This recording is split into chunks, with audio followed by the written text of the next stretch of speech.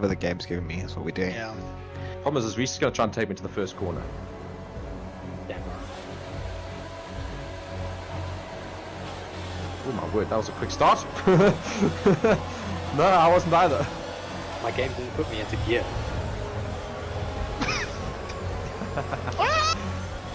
No, Going not on me. now.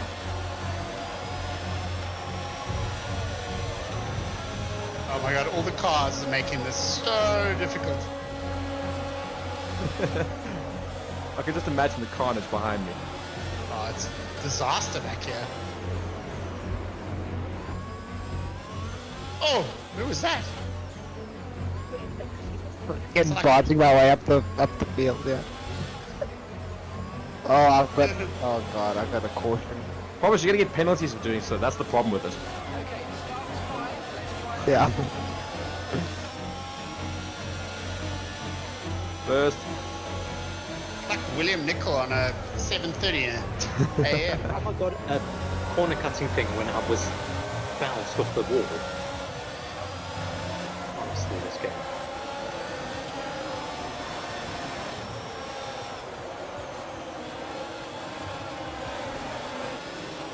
Lewis Hamilton's still on my freaking ass. Get off it.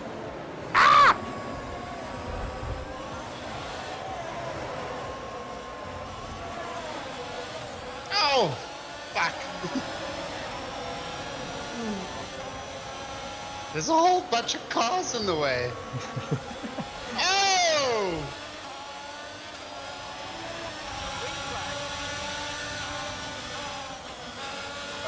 Now lost. Ah! Not sure I can concentrate for this many laps. I've got Lewis Hamilton breathing down my ass here. And the game's favourite driver is not far behind mine.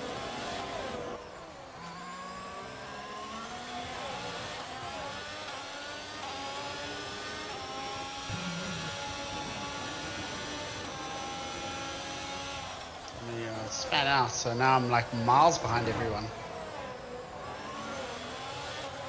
Second last. Oh, that's a wall.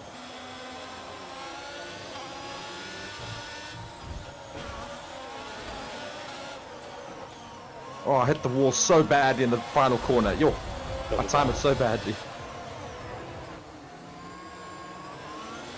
DRS enabled. God, who uses DRS in this track?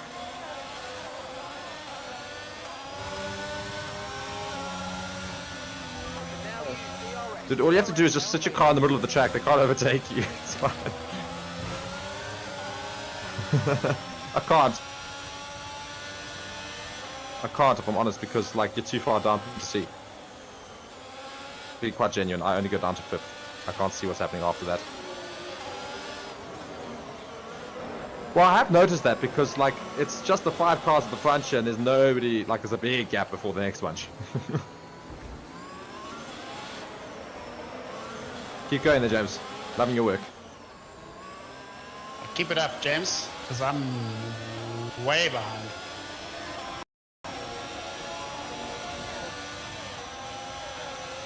Wall.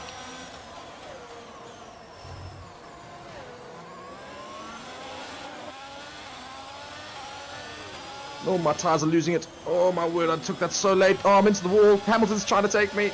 Get away. I'm into the wall again. I'm in the wall again. Hamilton still can't get past me.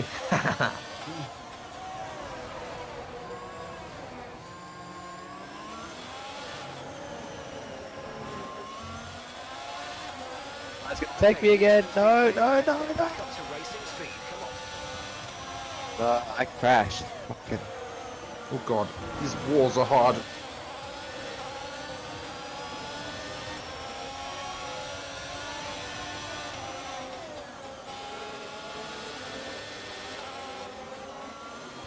It's gonna be me and Graham for last place. That's what's gonna happen. Maybe James if he fucks up enough. The only way you overtake here is if you pit early. I would pit early personally. I've made an overtake. Yes, Reese, that's I got you. lost to know that. I've got traction control on. I'm struggling here today.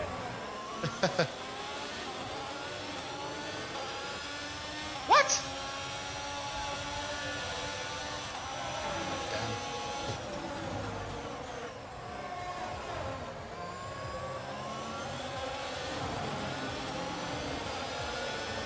Mark, I need you to back up Hamilton for me. That's not very difficult. He's on my tail anyway. No, he's not. He's a bit further off you now. Oh, no, he is now. Actually, yeah. Hey, look at me, driving off decently. Oh, fastest lap even.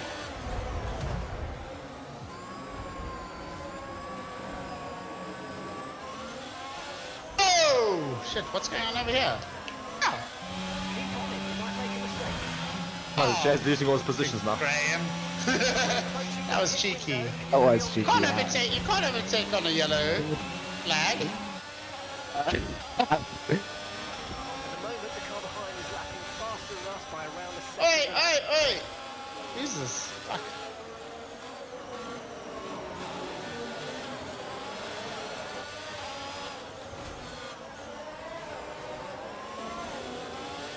Shit.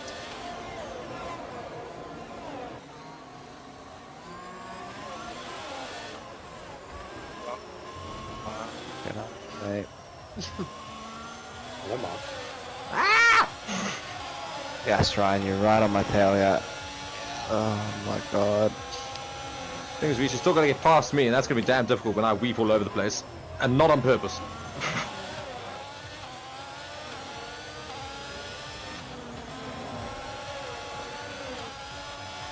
You. Guys. I'm not gonna apologize for that.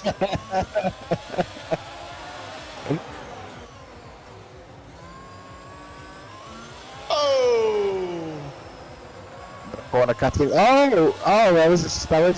That was good. Not gonna lie, that was good. Oh no! Who's behind me? He's hit me. That's not me. Oh, I'm driving so badly right now. Now Reese is breathing down my neck. Looking good.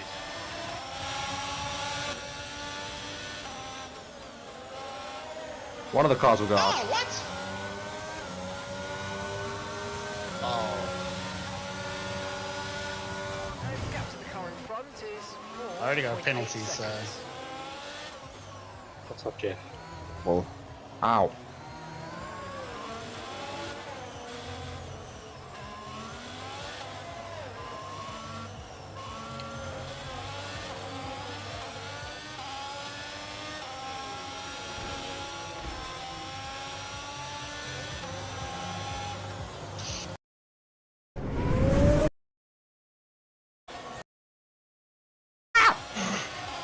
yes, Ryan. You.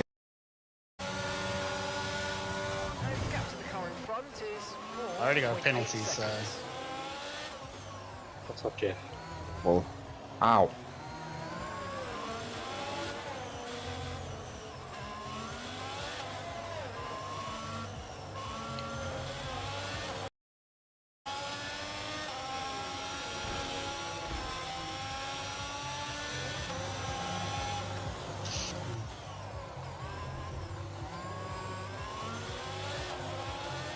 Rather than fight Reese, let me go into the pits.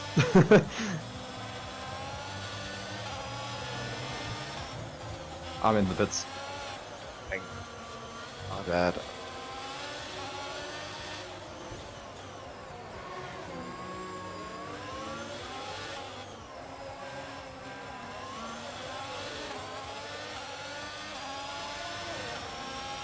I'll still come out ahead of James. In this lap, push now.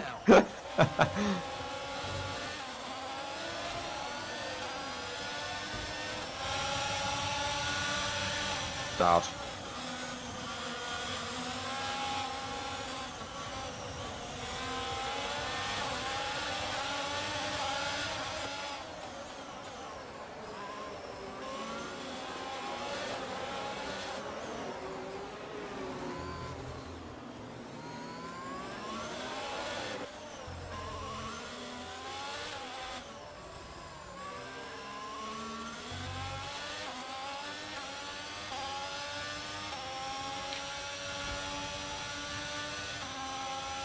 Ugh. 5 seconds behind anyone.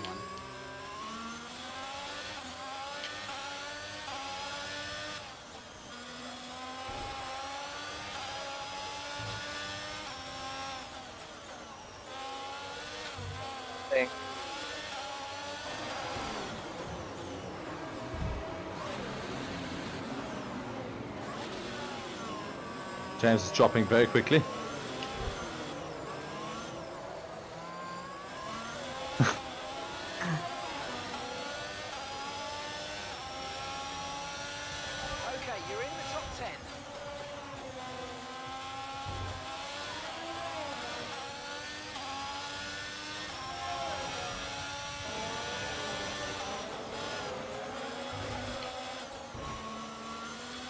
Oh shit.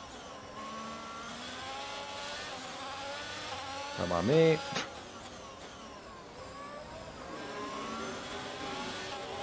So there's one way to overtake. Overtake so that they can't overtake you when you go into the wall, and then keep going.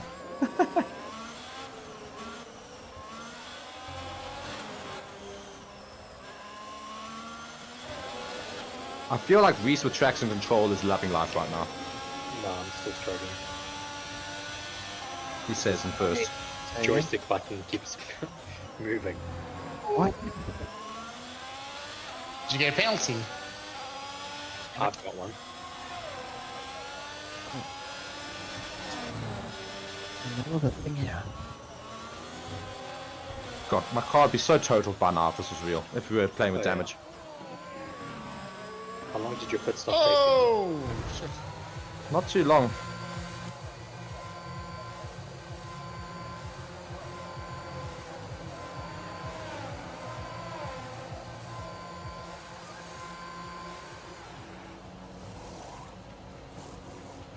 That was a fantastic stop, faster than we were expecting. Okay, stay clear of the white line on the exit. You'll receive a penalty for dangerous driving if you cross onto the track.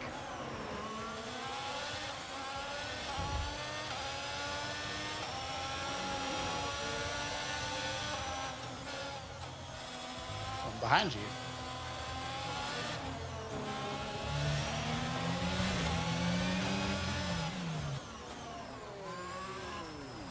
No, man, Reese.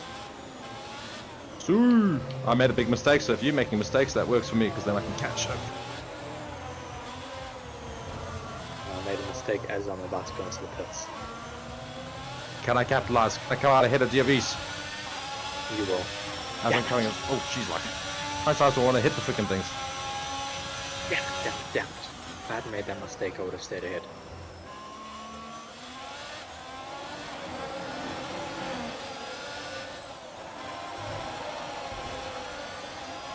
Oh, come on. Now I've got 6 seconds worth of penalties. Honestly, this game is so stupid. What'd you do? Just take the corner too early? I think I slightly cut the pit exit line. Yes, Jeff, shut up, I've seen it already. His name's not Jeff. It is to me. You're losing 2 seconds a lap to the car behind. 2 seconds.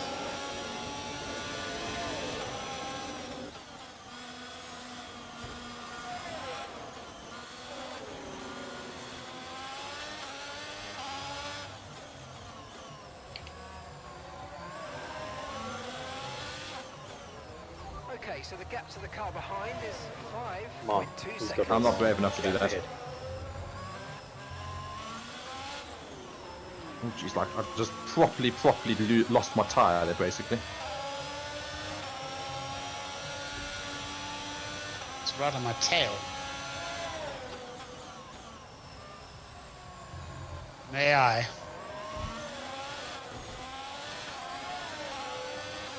Back. Way back. Having a nice, gentle, like Sunday afternoon drive here. What's telling me is I'm going to overtake you soon. If you continue to cut corners, the stewards are going to give you a penalty. Be Whereabouts on the course are you? Just coming up to that long, sweeping curve, that fast, that by the harbour. So what you're telling me is I'm actually freaking close to you. Okay, gap ahead is 8.3 seconds.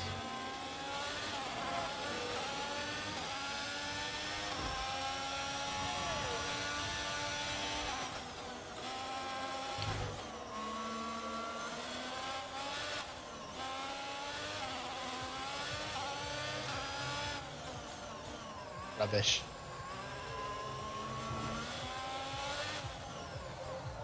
So who doesn't have penalties? James doesn't. I don't either. I think it's only me and Reese. Graham, do you have penalties? I don't think so. Well, next to your name it would have the extra points. It would have the extra seconds next to your name. Yeah, I don't. I don't know how, because my god.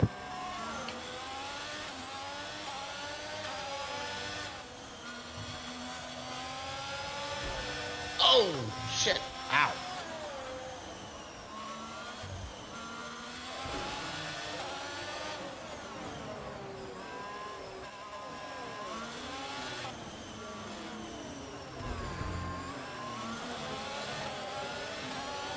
Oh. Okay, we If go. it makes you feel It's gonna better, the overtake top of me. this controller's thing is just come off completely. Oh, it hurts so much. I should have 3 second time penalty for that. Ow. Ow. Chris, Ow. also The whole let thing your came AI off. drive and pop the thing back on. Ow, ow, ow, ow, ow, ow, ow, ow. Yeah, I'm going to. Just want to finish this lap.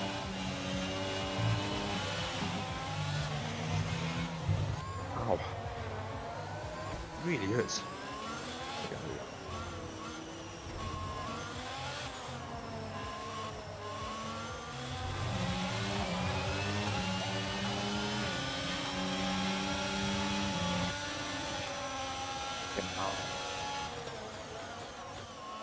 Now this thing's disintegrating.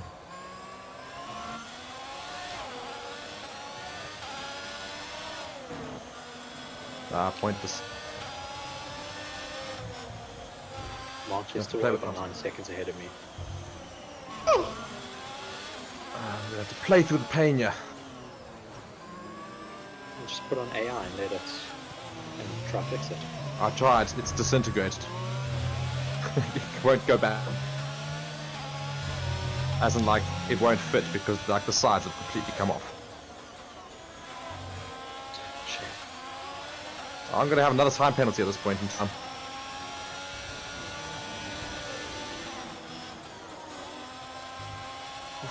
I can't keep my finger on it the whole time, it hurts. Yes. Our gap to the car in front is 5.1 seconds. How the fuck do the real drivers do this? I have no clue.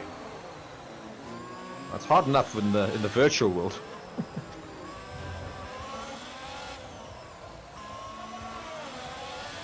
Dude, I'd be driving a fucking I don't know what car, and I wouldn't be able to do this.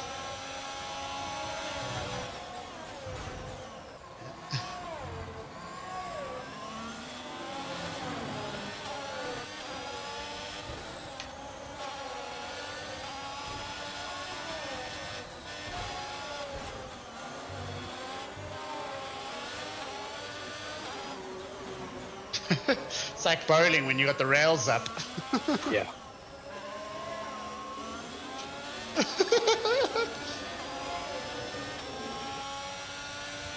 The AI is so close to me because I can't, but he can't overtake me. It's so. Yeah.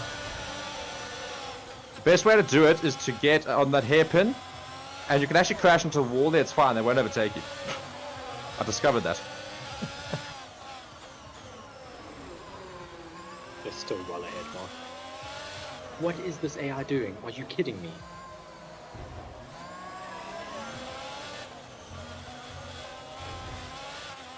Yeah, shut up, Jeff. Now you've caused me to go into the bloody wall. You remind me of Pie Face. Shut up, Jeff! Yeah, I'm down in 6 now. Said Alright, I- you're technically second, that's where you are.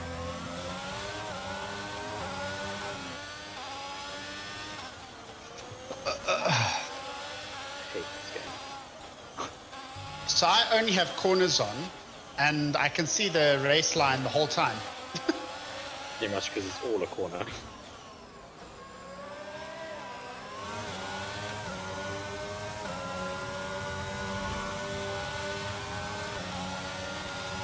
Just told me my freaking tires are gonna start being a problem. That's great. I've still got 5 laps to go. Thank goodness it's almost done.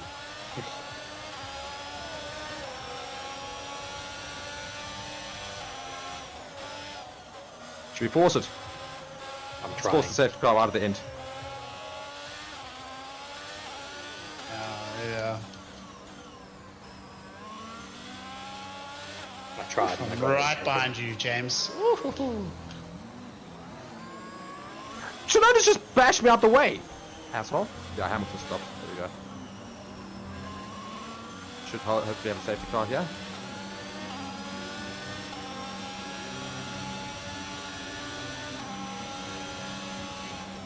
At this point in time, Sonoda's just getting away from me. No! Stop it. I committed, but it didn't work. Bad idea.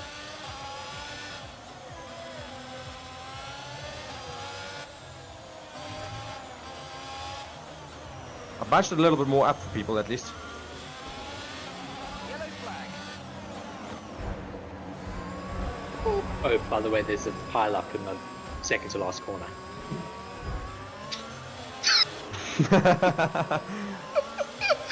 No, I just gotta get 3 seconds ahead.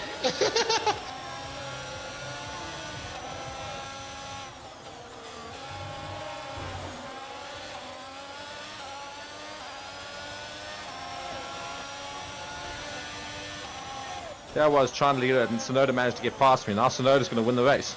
Asshole. Okay, that's us with 5 laps of fuel remaining. 5 laps of fuel left.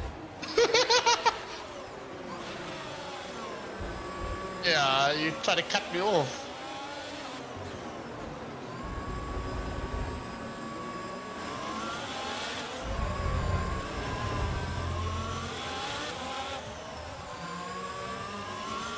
I just gotta get 3 seconds ahead of you.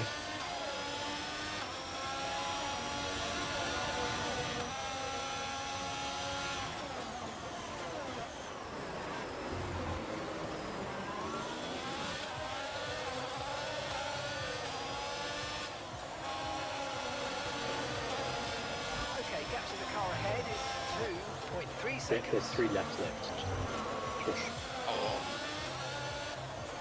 What? Okay, clear. Yeah, I went around it.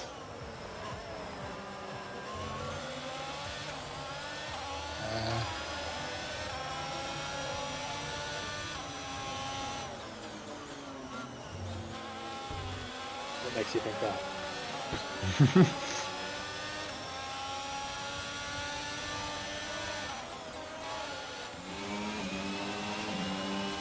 Valtteri Bottas out the session.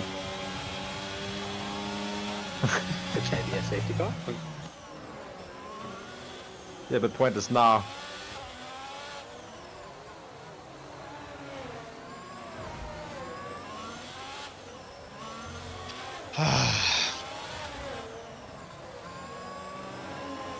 Okay, be aware, the grip levels are going to start falling away soon.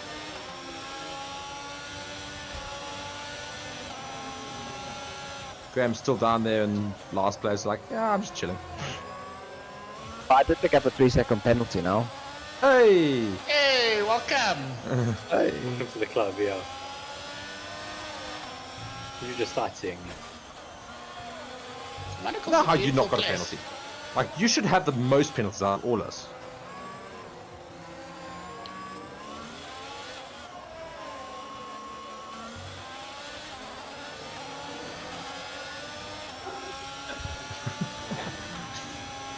God, You know how to do it without getting the penalties.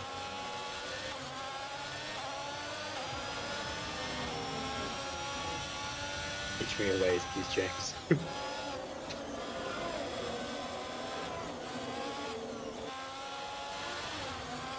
Tempting, but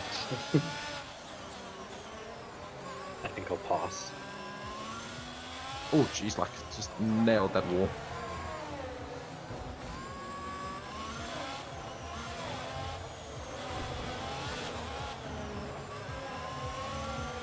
Right, we've got enough fuel for 3 more laps. What track is Cars this? are way too Monaco? fast. Spain. I think it is Spain. What, one after this? Spain. Yeah, next. I'm keen for I Spain. think it is. That's a good That track is. now. I'm telling you this. Ow. Got run Ow. off area at least. Now, you won't be going into walls left, right, and center. No. Well, that's a hope at least. Jesus, Russell. Get off my case, boy.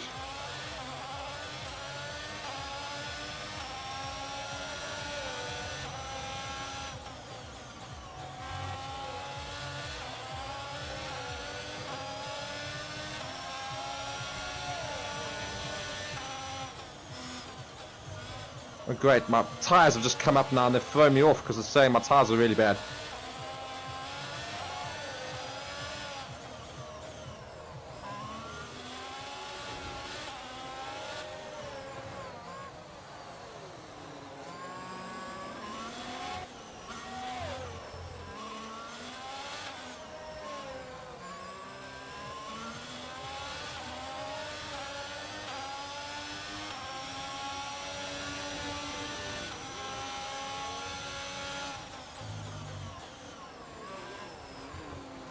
Just imagine I had another 19 laps of this.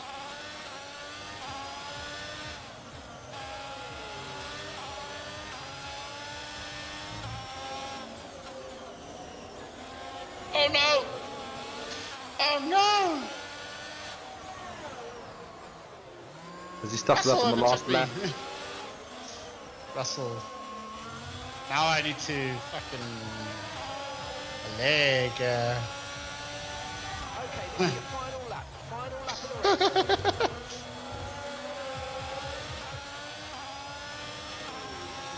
Okay, you're losing a small amount of time to the car behind. Let's keep pushing.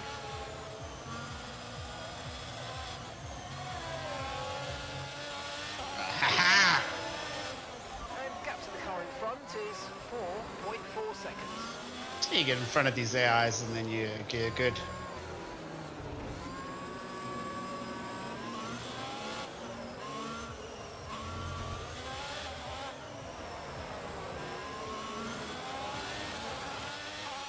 Oh Always my great word. when you have your cleanest lap on the last lap.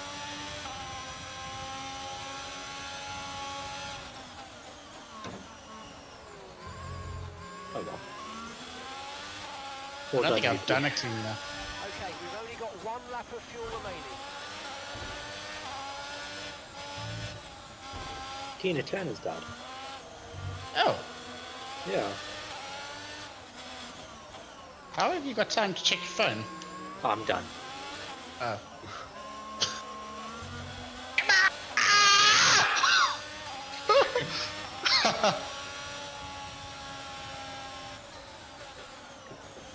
Yes! Third place as per usual.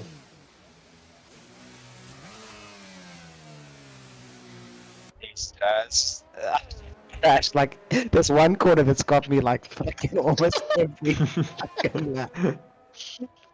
Oh god. Oh, dismal. Dismal. I hate this track. That's a stupid track. It's absolutely horrific. Well done, James. Driver of the day. How does he get driver of the day? He Does he- finished. He finished above. He started above me, and then I finished ahead of him.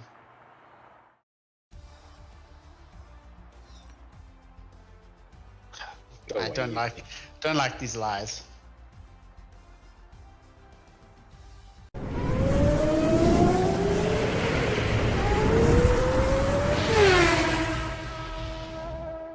Hello everybody and welcome to Forever Motorsports on Forever Sports. Today's guide on how to watch the 2023 Formula One season, which kicks off this weekend. The Bahrain Grand Prix will officially get the season underway, and there is just so much action between now and about November when the season will come to an end.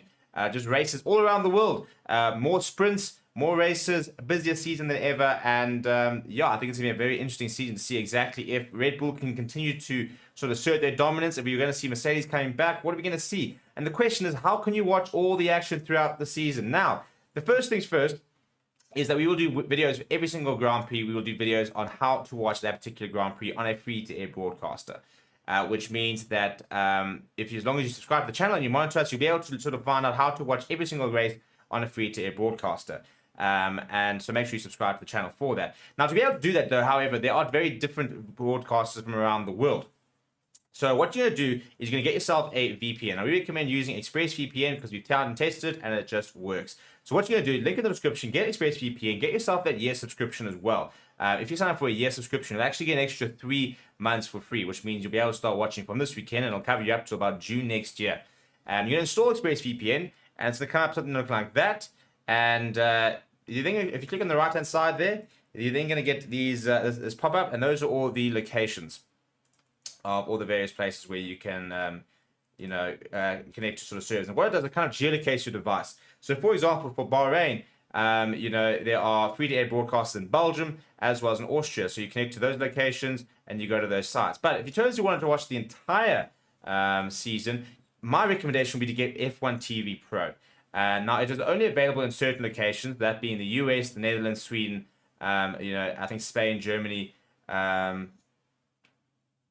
Then you'll need to use ExpressVPN if it's not covered in that region. And again, so what you do is you go on ExpressVPN, You go and select the United States, and then all you do is you turn it on. As soon as it goes green, it means that you are currently connected to a server in the United States. You're then going to go and sign up for F1 TV Pro, which is $45 for the entire year. Alternatively, it is $5 a month, which is really not a lot of money. And you can get so many more things. You can watch onboard footage with individual drivers. You get behind-the-scenes content. It really is the best way to watch Formula One. However, you can only watch it in those regions. And that is where a VPN, like ExpressVPN, will come in clutch and enable you to really sort of get the most out of F1 TV. Check out the description for a sort of step-by-step guide on exactly how you can do it. Apart from that, we'll see you guys throughout the season.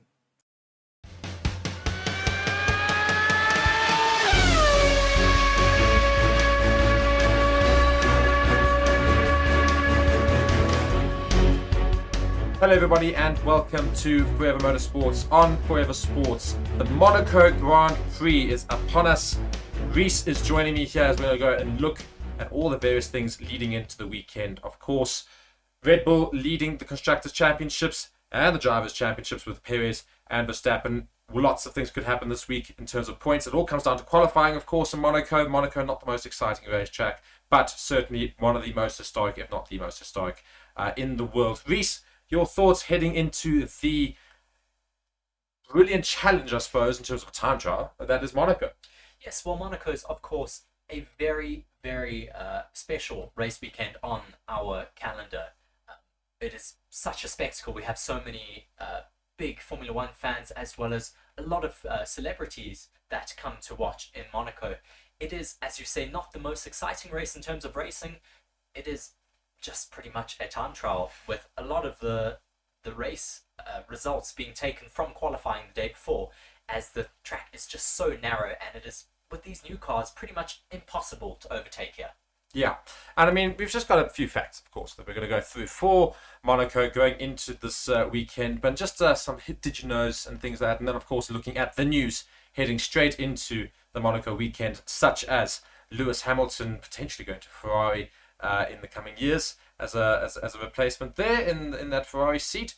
We're looking at the Mercedes upgrades, of course, that are going into this weekend. So that's the big news, of course. And yeah, it's just some other small news items that have also happened. Not much else has really happened, but otherwise looking at what could potentially go down this weekend in the streets of Monaco. So Reese, just run us through here, the Masters of Monaco. Yes, of course. We see just such incredible performances here from those outstanding drivers that we have in Formula One history, with the likes of Ayrton Senna, who famously burst onto the Formula One scene with a storming performance in the rain-soaked 1984 Monaco Grand Prix, and currently holds the record for the most wins at Monaco, with 6 race wins here, including 5 consecutive victories between 1989 and 1993.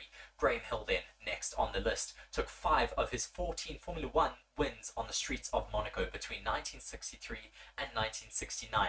Then onto one of my favourite Formula One drivers of all time. I got to see a few of his championship-winning cars last weekend in Maranello. Michael Schumacher, who took 5 victories in the Principality here in Monaco between 1994 and 2001. Next on the list then is Alain Prost, who won 4 times in the 1980s, while battling it out against Sterling Moss and Jackie Stewart, each winning 3 times at Monaco. Of the current top crop of drivers, Lewis Hamilton has had 3 wins in Monaco, Max Verstappen and Sergio Perez, both with 1 apiece. Yes, and you know, the interesting thing is Red Bull don't actually, for all that's got those 2 there now, Red Bull don't have a very good history at Monaco at all. Actually, they do. Red Bull have really done well in the last few years. They won with... Yes, recently, yes. Well, they've won with Mark Webber, they've won with Daniel Ricciardo, Max Verstappen and Sergio Perez. They seem to like it here. They have a massive barge that they also bring in from one of the towns nearby. They have to bring it in over the sea, of course, because Monaco is so tight. And they have a massive big Red Bull energy station where they bring a lot of their celebrities and sponsored athletes to come and watch the Monaco Grand Prix. So Monaco, of course, looking to be Red Bull's, what would it be, 5th victory because of the cancelled Imola. I'm just trying to remember now. Imola, of course, getting cancelled last week, so we're going to have the first bit of Grand Prix racing for a little while because we haven't had a Grand Prix for a long time. Lots of floods, of course, not too far away from Monaco, obviously in the outskirts of Italy, and Imola around about there. Reese will know very well. Unfortunately, it was Yes, supposed to be. Unfortunately. It was supposed to be a time when Reese was going to be on the ground at Imola. Nonetheless, that'll happen soon. I'm sure we'll get another opportunity to go and see live Grand Prix racing. But going back onto the Monaco Grand Prix, and did you know? Just a couple of these, I'm going to read out just a few of them, just some interesting things. So yeah, Jim Clark took pole at Monaco 4 times, yet he never claimed victory at the track. And another one here, more recently, in 2018, Charles Leclerc became the first Monegasque driver to compete in their home race since Olivier Beretta in 1994. After 3 failed attempts, Leclerc finally reached the checkered flag on home soil for the first time in 2022. Of course, lots of eyes will be on the Monegasque of Charles Leclerc, who's been seen driving around in his Ferrari in the streets of Monaco this week leading up to his home Grand Prix. Could he perhaps pull something off for Ferrari? Of course, Ferrari have had some decent qualifiers so far this season, and Monaco's all down to qualifying. So maybe Charles Leclerc could get a decent qualifying time in. Yes, he will certainly have to fight it out with Fernando Alonso and Max Verstappen, and of course Sergio Perez, who is the king of the street circuit so far this year. Lots of talk, though, going into this race weekend from Fernando Alonso, who seems quite confident with the Aston Martin's performance. I wonder if they are also bringing some upgrades this race weekend with the likes of Mercedes. Yeah, I'm certainly hoping to see a very good performance from Aston Martin. I think, funny enough, this might be a weekend where the points are really quite scattered throughout the bunch, because if Red Bull don't qualify 1 and 2, they're not going to finish 1 and 2, I don't think. Not unless everybody ahead of them that happens to have finished higher manages to crash out in the race, because it's so unlikely that you'd be overtaken in Monaco. You'd have to do really well to get overtaken, essentially. The only way we've really seen drivers able to make overtakes, it's not even on track. You have to do it with your strategy. Yes, with your pits. I mean, we've seen it in the past with the Red Bulls and the Ferraris, where the Red Bulls just caught the Ferraris out and were able to leapfrog them in the pits. But we'll have to see what happens this race weekend. There is also a lot of rain scheduled, so we could have another very, very exciting race on our hands here in Monaco. Yeah, and going back to the whole overtake story, of course, one of the only ways you can overtake is undercutting through the pits and through strategy like that. But if you do get held up behind other drivers, you can't go quicker, and that could lose you time in terms of trying to overtake those people in the pits. So even though Red Bull might be aiming for that sort of strategy, if they should not finish 1 and 2, they're going to have to try and get around people to make up time. And if they get stuck behind slower cars, then they're going to be stuck behind slower cars. I mean, never mind slower cars. We've seen in the past in Rasgas where I think it may have been Pascal Wehrlein in the Sauber who managed to lose it and just completely block the entire road, and everyone had to stop behind him. They were not able to get past at all. I mean, if that happens and you're racing against P1 and you get caught by a back marker like that, that can completely ruin your race if you do not get a safety car. Yeah, I mean, it's just a ridiculous thing in Monaco. And just going on to more ridiculousness, just a couple more facts for you as well. The hairpin, of course, the very famous hairpin there in Monaco is the slowest corner in the F1 calendar, taken at just 48 kilometers an hour. That's what me, you, and everybody at home drive at. The corner has had a number of names through the years. Originally the station hairpin, and then the Lowe's hairpin. It's now named after the hotel which sits on its outside of the track, the Fairmont. And of course, just another little fact for you here. McLaren have led more laps on the Monaco Grand Prix than any other team. Don't know if we'll see them leading any laps of this race No. They've completed 916 laps in the lead. Michael Schumacher is the driver to have led more laps here than any other driver, having led 435 laps over the course of his career. Insane, that. And just one more little fact for you here. 82 different drivers have stood on the Monaco Grand Prix podium over the past 70 years. Ayrton Senna took the most top 3 finishes, 8 in total, while Sebastian Vettel and Lewis Hamilton each finished in the top 3 at Monaco 7 times. Yes, such an amazing track, of course, to watch. Unfortunately, the racing is not so great. I mean, I think we certainly need to bring some changes in the sport to allow racing to be a bit closer on street circuits like this. Yeah. Because these current cars are just so wide and so long, it just does not promote any close racing at all. And if you try to make an overtake here, I think both cars will pretty much end up in the wall. Yeah, it's the cars are too big, unfortunately. That's the problem with Monaco and a lot of street circuits, some of them. The cars now are huge, and that's the problem, is that there's no space to now overtake. But moving on to a couple of changes that have happened this year, with regards to Monaco is that F1 has stopped the Thursday practice at Monaco Grand Prix. And if you'll know, and if you've been watching Formula One, Monaco usually has the first practice on a Thursday to then break on the Friday before continuing on the Saturday and the Sunday. And here is why they have stopped the practices taking place on the Thursday. Otherwise, that would have been today. Formula One return. So it says, yeah, until the changes made last year, drivers would have tackled the challenging twists and turns of the Principality on Thursday before taking off. The tradition is no more. The Ascension Day is the reason. I think the Monaco Grand Prix traditionally coincides with the Monegasque Ascension Day bank holiday. The holiday falls on the Friday of the event. So F1 has historically paused operations to mark the day, allowing local traffic to pass through the Principality streets with relative ease, whilst local businesses were able to use the break to restock before what would be a hectic weekend period. But for 2022 and 2023 now, F1 took the decision to remove the break day and revert to a more familiar 3-day weekend schedule. So quite interesting the fact that Monaco themselves have a bank holiday, or the alternative, a national holiday Race weekend. for the Grand Prix weekend almost, because it literally falls on the Friday of the F1 event. It's scheduled in any certain time. It's when the F1 is, and that just tells you how important Formula One is for Monaco. Yes, just before we move on to the next article, just another fact that I saw that we had not often, historically we've had Monaco have been in charge of all of the production as well as the direction of the footage for the Formula One race weekend. But this year, Formula One have decided to take back that from Monaco. Thank goodness, because often in the past we've seen terrible directing. Often we see there's a battle for the front, and then we go and see Lance Stroll at the back. I mean, really. So it's quite a welcome change for sure that we are going to have Formula One taking over directorship for the Formula One Monaco Grand Prix race weekend. I'm sure it will be a lot better than what we've had in the past. Yeah, I'm certain that we won't be faffing about at the back with the Alpha Tauris and the Alfa Romeos, and more faffing about with those Mercedes drivers, Ferrari drivers, and Red Bull drivers. And speaking of Mercedes, of course, lots of news this week. Before we get even into Mercedes' big upgrades that are coming this weekend, hint, hint, nudge, nudge, before we get into it, just so you stick around for a little bit longer. Side pods are the big talk, of course.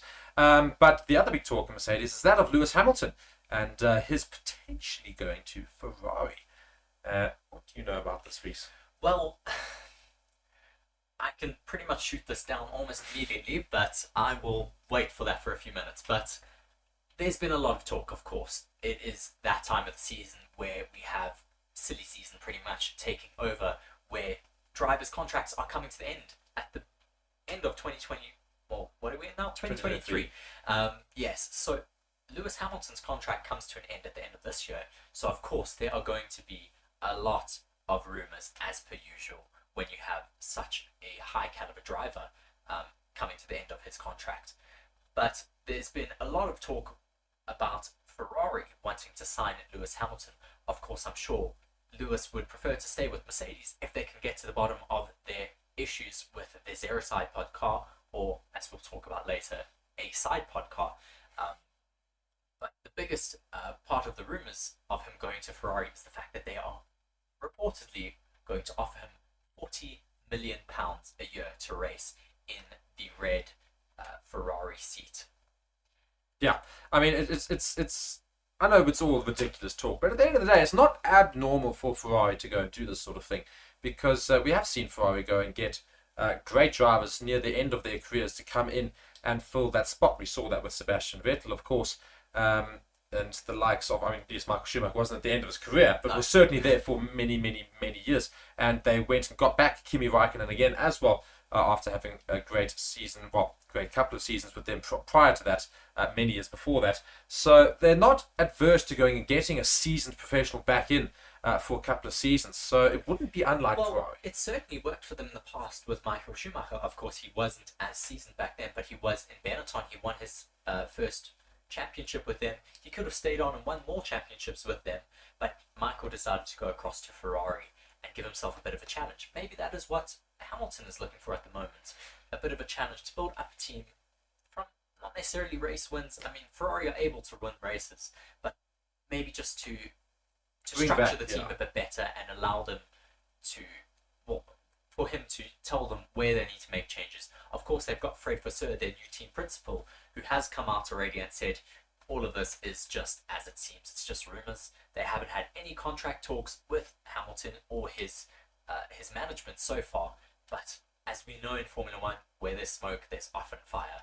Yes, I know. And the good thing is that a lot of these stories, a lot of them gibberish and rubbish and a lot of that stuff. But sometimes, as we says, if there's smoke, there's fire sometimes. And I would not be surprised as well, because of course team principals are never going to go out and say, yes, of course we are going after Lewis Hamilton and things like that. So I doubt very much they are, but I wouldn't be surprised. You'd be stupid not to take a dig at getting Hamilton in your seat. He is a seasoned professional with 7 world championships. I'm sure every team on the grid would love to have him. Whether they could afford them, though, that is the question. Yeah. And of course, now we move to the next little piece of information. That is, of course, the amazing thing. So I've just got a little bit of the image right ahead of my face here, which is quite funny. But I'm just going to move that ahead of myself. There we go. Look at that. So one thing that we can look forward to this weekend, well, speaking about Mercedes and Lewis Hamilton, is the big upgrades that have been leaked online ahead of it, and that we've seen for Mercedes heading into the weekend. So Formula 1 journalist Albert Fabrega has taken to social media to share a photo of the reported new side pods on the Mercedes W14 ahead of the Monaco Grand Prix. The Silver Arrows were due to unveil a radical shake-up to their car at Imola prior to the race's cancellation. That would have made a lot more sense, because unveiling upgrades to Monaco is a bit of an odd one, considering it's a very difficult racetrack. Nonetheless, the team currently find themselves unable to compete with Red Bull in their dominant RB19 and have pinned that on their notorious zero-pod design this season. And big news of the week is the fact that they no longer have zero pods. Well, it is a bit deeper than just the side pods. I've been, of course, going into it quite a lot today. I am putting together a technical analysis video for all of you guys, and that shall be up hopefully shortly this race weekend. It's not just the side pods that they have made radical changes to. Most of their front suspension is completely different. Trying to address the they have braking issues quite a lot. You hear George Russell and Lewis Hamilton talking about their front suspension changes are hoping to tackle that quite a bit better. But of course, the major aesthetic change that you can see is those side pods finally being brought back. Whether this is going to allow them to compete immediately, I don't think so. They've got 1.5 years now to catch up on the rest of the grid. Yeah. I mean, they've all been running side pods for 1.5 years. Mercedes have adamantly stuck to the zero side pod design, and now they have to catch up 1.5 years of R&D, 1.5 years of error analysis. This has really bit them in the bum. Yeah, I mean, just to go further on and furthering on from what Reese is saying, bring a significant upgrade package like the one that we're talking about to the narrow street circuit of Monaco is really quite risky. Of course, Monaco being one of the most difficult tracks to race for all these drivers, and so tight, likelihood of putting their car into the wall quite highly likely. And when you're running upgrades, you don't really want to be doing any sort of repairs and having to do damage limitation, because you wanted to see how the car can get around. And also, you're not really going to get a good idea of how well the upgrades have managed to work, because it's not a normal track. It is such a slow street circuit as well. Of course, as you said earlier, it has the slowest corner on the Formula 1 calendar, which means that if they're trying to do any aerodynamic analysis, you're not going to get very good data from it, because you don't have any long straights to get some good fluid dynamics testing, where they paint those cars in those high-vis paints, which allow them to see how the air flows down their car. You're not going to get a lot of that, because it's so slow, and you don't have a long straight to allow that paint to really show you where the air is moving over that car. No, as I said, so lots of things to go and talk about, and of course, as Reese says, he's going to be doing a video, a deep dive into all of those changes for the weekend. But could this potentially put Mercedes back into the question of future races? Who knows? As I'm sure it's the step in the right direction for the Silver Arrows, or / the Black Arrows now, as I think I might call them. But Carbon arrows. The Carbon Arrows, yes. But nonetheless, Mercedes have got lots of work to do. But could this potentially lead them in the right direction for George Russell and Lewis Hamilton and Toto Wolff and all the other buggers at Mercedes? And we move on to just the last little bit of news with regards to those upgrades, and that's exactly what we're pretty much saying, is the fact that Mercedes must not draw too many conclusions from the upgrades, says team principal Toto Wolff. Yes, I mean, they are currently 122 points adrift from Red Bull after only 5 races so far this season. Mercedes were originally going to bring their new developments to the Emilia-Romagna Grand Prix. Of course, we know that was unfortunately cancelled due to the drastic weather conditions that were taking place in the Emilia-Romagna region, which I think unfortunately even bit them further due to the fact that they were not able to get some testing done. I think that's pretty much what they were planning in Emilia-Romagna or Imola. They were pretty much just going to be doing testing that entire race weekend. They were writing it off. But this race weekend in Monaco is where they have now brought these upgrades. The revised calendar means that Monaco is now the starting point of the European leg of the season, said Wolff. It is a unique event, but will still provide an opportunity to learn about the upgrades to the W14. But we also need to be careful not to draw too many conclusions from this one event. We are introducing the first step in a new development direction. It's about time. I'm sure many Mercedes fans will be happy that they have finally dropped that zero side pod design. We can call it a concept because it was a concept that never worked. That never actually gave them any race wins in a season and 5 races. It won't be a silver bullet, says Wolff. From my experience, they do not exist in our sport. We hope that it gives the drivers a more stable and predictable platform. Once again, going onto that front suspension, it should give them a lot more stability in braking as well as turning. We hope that it gives the drivers a more stable and predictable, as I said, then we can build on that in the weeks and months ahead. Formula One is tough. It's a competition that does not allow mediocrity. We are not where we want to be, but there's no sense of entitlement. It's just about hard work to get us to the front. And unfortunately, Mercedes has a lot of hard work ahead of them in the next, I think for the rest of the season, really, we're not going to see them challenging for the front. They may now really fall to the midfield with these upgrades until they get to grips with it. Or they could suddenly find themselves right at the front after qualifying, and it'll be the most hilarious thing in the world. I would be extremely, extremely surprised. Of course, it's 0.00001% chance, but perhaps, maybe, I'm going to do this for all the Merc fans who are so desperate to see their team get back into winning position. Maybe this is the upgrade they've always needed, and that car's going to be suddenly quicker than that Red Bull. I mean, the only data they have at all on side pods is from Spain testing in early 2021. That is it. They have, I think, 2 days worth of data on that from when they were still hiding their zero side pods concept. And that's it. I mean, they have really, really found themselves on the back foot here. Just from, I think it's Naomi Schiff here speaking, I don't think he's considering it, leaving Mercedes.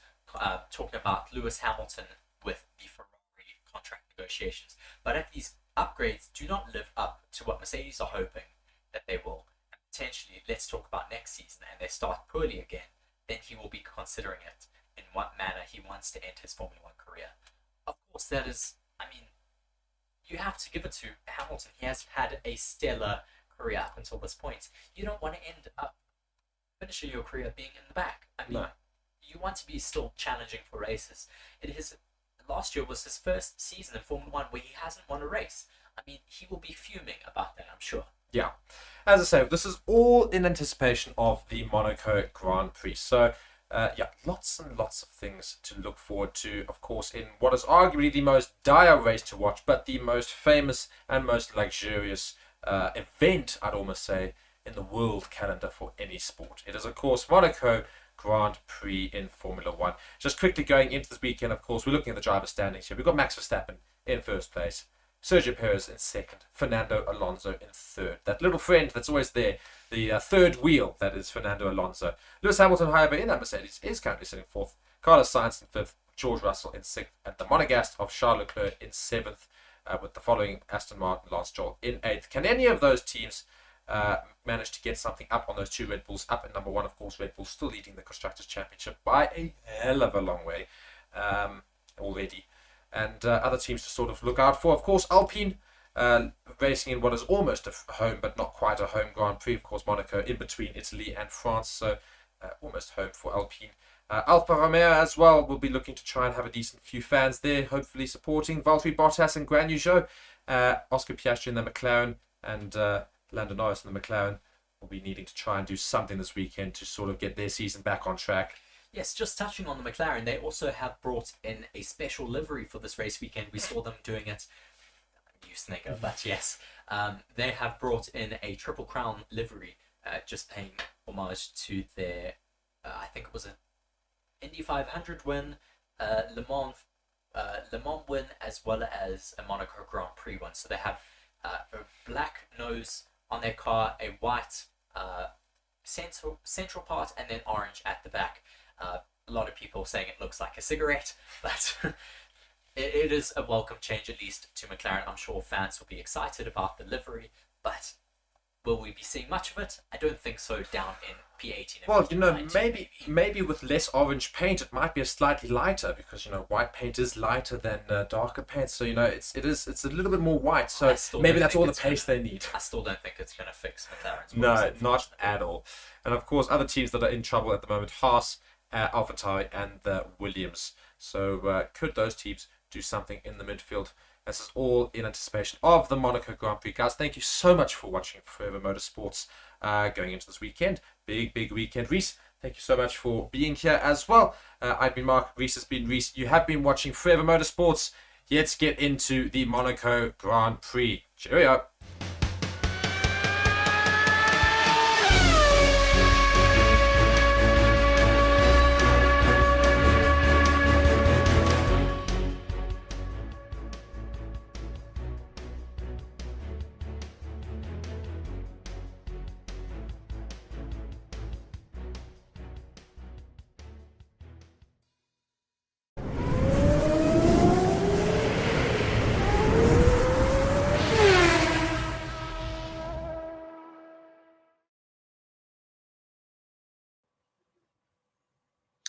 Hello and welcome to Forever Motorsports on Forever Sports. Just coming at you after the first practice session in Monaco. Quite an interesting session that we had with a lot of testing going on. Of course, the Mercedes bring major upgrades this race weekend, as well as a few small upgrades from other teams with the likes of McLaren and Haas, as well as Williams, who have brought a new rear wing here in Monaco. Just going to look at the top 10 to start off with, and then we will talk a little bit more about what happened in the session. We have Carlos Sainz, who managed to top the time boards with a 113.3, quite quickly breaking the 114s here in Monaco, closely followed by Fernando Alonso, only 0.3 seconds behind the chart topper of Carlos Sainz. Behind him was Lewis Hamilton in that upgraded Mercedes with their new side pods, followed by Sergio Perez, the top Red Bull at the moment in P4. Then the second Ferrari of Charles Leclerc down in P5, of course, being the Monegasque's home race here in Monaco. Max Verstappen then down in P6, Lando Norris in the slightly upgraded McLaren in P7, Esteban Ocon in P8, Lance Stroll, the second Aston Martin, all the way down in P9. Quite a bit of a difference between the two Aston Martin teammates, with Fernando Alonso being in P2 and Lance Stroll down in P9. And then all the way down in P10, we have Alex Albon, who had quite a good session up until the very last 2 minutes, where he managed to completely shunt his car. And it is a bit of an unknown at the moment whether he is even able to get into practice 2 due to the amount of damage that he has caused to his car, breaking both the front left as well as the rear left, which could cause a gearbox change to have to happen in that Williams garage. So quite a lot of work for the Williams mechanics to do between this first practice and second practice session. Then moving on to the bottom 10, we have Valtteri Bottas down in P11, Kevin Magnussen in 12th, Yuki Tsunoda, who has also been quite a lot of talk with the Honda powertrains moving across to Aston Martin, down in P13, Pierre Gasly in P14 for the Alpines, George Russell in that second Mercedes not finding as much pace as his teammate Lewis Hamilton down in P15. Nick de Vries in P16, Oscar Piastri down in P17, who also had a bit of a blunder this practice session, not due to his own fault though, but due to his mechanics doing a practice pit stop and putting on that right rear, I think a little bit too hard and possibly breaking the I don't know what it was that broke, but he just completely lost drive and had to come back into the pits. Then after Logan Sargent, Guan Yu Zhou, or Zhou Guan Yu rather, down in P19, and Nico Hulkenberg down in P20, also having a bit of a shunt, losing it in turn 10 and hitting his rear left on the wall there. They're completely stripping that tire off of the rim and also just having to nurse his car back into the pits and not getting any more running for the rest of that session. Was quite an interesting session though, with the likes of the Mercedes showing some pace. Well, the Mercedes of Lewis Hamilton, that is. George Russell not seeming to be as comfortable in the upgraded Mercedes as Lewis Hamilton. Lots of upgrades though taking place on the Mercedes with their new side pods, as well as what you can't see as much is those new front suspension stays being mounted quite a lot higher than previously, just to help with a lot of the stability and drivability of that car. So hopefully we will see Mercedes being able to compete a bit more closely this race weekend. So far, though, it looks like the Ferraris are very competitive this weekend. Will we be able to see a final P1 for Charles Leclerc in his home race? I mean, he's been able to take the top of the qualifying results before, but never has he been able to win in his home Grand Prix. Will we see that change this weekend, or will we see the Red Bulls once again being absolutely dominant in Monaco? Of course, this race weekend is so dependent on your qualifying results, as it is so difficult to overtake due to the narrowness of the street circuit, as well as these new modern F1 cars just being so wide and so long. But we will have to see what happens in the next qualifying session later today. Certainly going to be keeping our eyes out on that. We hope to see you there alongside with us very soon. But that has been us for Free Practice 1. Thank you very much.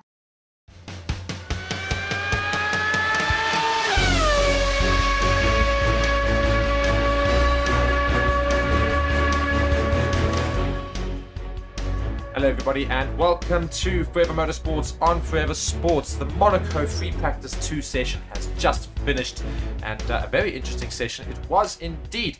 And just to give you the final results straight away, Max Verstappen finished and topped the charts with a 1 minute 12 seconds 0.6 fastest lap on a set of soft tires. Charles Leclerc in the Ferrari, as well as Carlos Sainz, his fellow teammate, in second and third, right on his tail.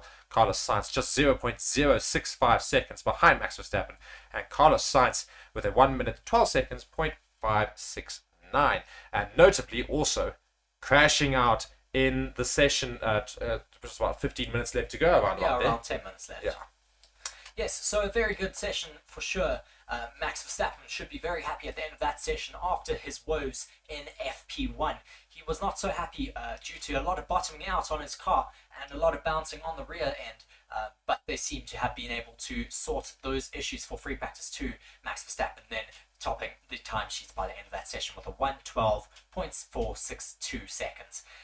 His teammate, though, unfortunately not finding that same pace that Max Verstappen was able to have, only finishing all the way down in seventh place for Sergio Perez with a 1:12.991, almost half a second slower than his teammate. Rather interesting though for Sergio Perez, who's normally the king of street circuits, not the king of Monaco by the looks of it this weekend as of yet.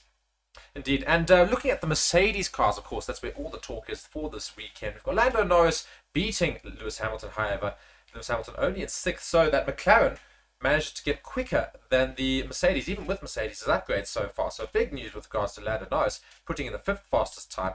But nonetheless, Lewis Hamilton managing to find a lot more time in this car compared to his teammate George Russell, who's all the way down in 12th. Yes, Lando Norris with that upgrade on the McLaren, they just have a few little suspension upgrades, as well as I think a bit of a rear wing upgrade. Of course, most of the teams this weekend are bringing their highest downforce rear wing due to the fact that Monaco is such a downforce-dependent track. But Lewis Hamilton, as you said, finding some great pace with that upgraded Mercedes. His teammate, though, seeming to struggle in both sessions so far, possibly because he just needs to adapt his driving a little bit more to this newly upgraded Mercedes car.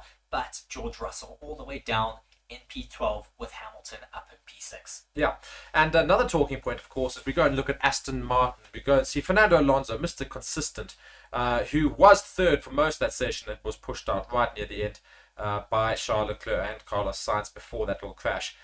Fernando Alonso, however, looking very quick around the track still, and I think he's got quite a bit of pace still to find tomorrow, hopefully. And so it could all be to race for in the qualifying session that'll happen tomorrow. And of course, we will be streaming that as well, so be sure to stick around on the channel. But Fernando Alonso's teammate, Lance Stroll, could only put his quickest lap in on a set of mediums. So even though he was on softs, he wasn't able to put in a quicker lap. So Lance Stroll all the way down in 11th. So not a great free practice session for the second drivers, basically, because we look at the grid, we see Lando Norris all the way up in 5th, his teammate 18th. We go and look at Fernando Alonso in 4th, his teammate 11th. Lewis Hamilton in 6th, his teammate 12th. Sergio Perez is 7th, Max Verstappen in 1st. So the only drivers in the big teams that managed to put in consistent times right with each other were that of the Ferraris, Charles Leclerc and Carlos Sainz. Yes. Also, just to take you through the rest of the grid there, we went up to Lando Norris, then we have Lewis Hamilton in 6th, Sergio Perez, as we said earlier, in 7th. Quite an interesting outlier is Valtteri Bottas in 8th in that Alfa Romeo, then followed by the two Alpines of Pierre Gasly and Esteban Ocon, 9th and 10th.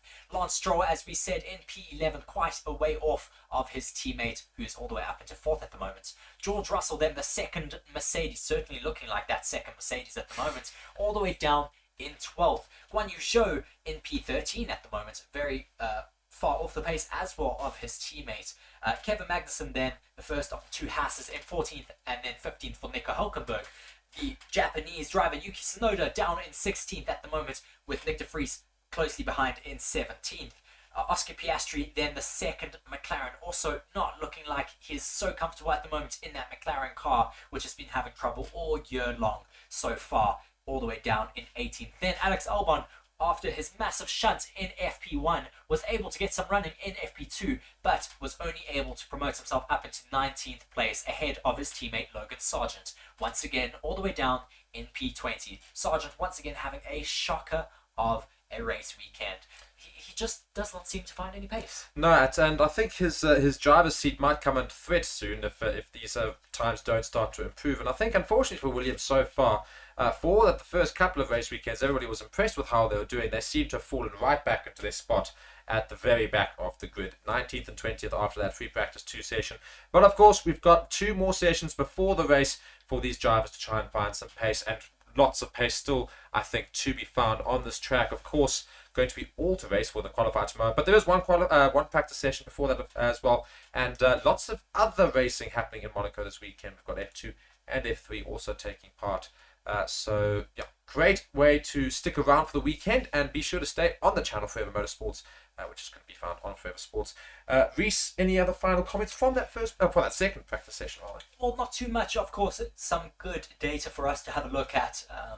Interesting to see Max Verstappen was able to pull himself up into the first position once again after that FP1 session where he was not so happy. Interesting though to see Charles Leclerc being able to leapfrog his teammate Carlos Sainz, who was on top in FP1. But we'll have to wait until qualifying tomorrow evening to see if Charles Leclerc can once again take pole in the Principality. Yeah, can he actually go and do something decent in Monaco? Hopefully he can represent the home crowd very, very well. Now let's, guys, just to run you through the top 5 one more time. Max Verstappen 1, Charles Leclerc 2, Carlos Sainz 3, Fernando Alonso 4, and Lando Norris in 5th, just ahead of Lewis Hamilton. I thought I'd just add that there. In 6th, Sergio Perez in 7th, Valtteri Bottas in 8th, Pierre Gasly 9th, and Esteban Ocon 10, and then there's the other 10 we don't seem to care about really. Nonetheless, guys, thank you so much for watching Forever Motorsports on Forever Sports. I have been Mark, Reese has been Reese, and we will of course check you in the next stream. And be sure to stick around the channel, subscribe, and like all of our videos for more content. Thank you guys so much for watching. Goodbye.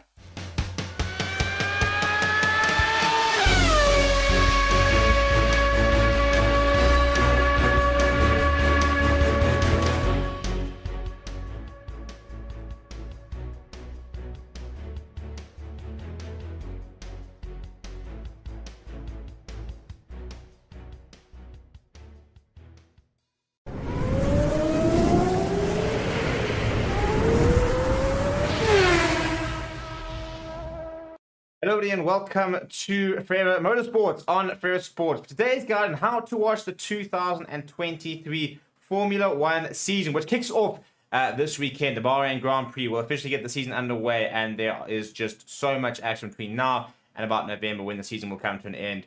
Just races all around the world, more sprints, more races, a busier season than ever, and yeah, I think it's going to be a very interesting season to see exactly if Red Bull can continue to sort of assert their dominance, if we're going to see Mercedes coming back, what are we going to see? And the question is, how can you watch all the action throughout the season? Now, the first things first is that we will do videos for every single Grand Prix. We will do videos on how to watch that particular Grand Prix on a free-to-air broadcaster. Which means that as long as you subscribe to the channel and you monitor us, you'll be able to sort of find out how to watch every single race on a free-to-air broadcaster. And so make sure you subscribe to the channel for that. Now, to be able to do that, though, however, there are very different broadcasters from around the world. So what you're going to do is you're going to get yourself a VPN. Now, we recommend using ExpressVPN because we've tried and tested it, and it just works. So what you're going to do, link in the description, get ExpressVPN, get yourself that year subscription as well. If you sign up for a year subscription, you'll actually get an extra 3 months for free, which means you'll be able to start watching from this weekend, and it'll cover you up to about June next year.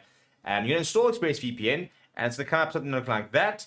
And you think if you click on the right-hand side there, you're then going to get these this pop-up, and those are all the locations of all the various places where you can, connect to sort of servers. And what it does, it kind of geolocates your device. So, for example, for Bahrain, there are free-to-air broadcasts in Belgium as well as in Austria. So you connect to those locations and you go to those sites. But if you totally wanted to watch the entire season, my recommendation would be to get F1 TV Pro.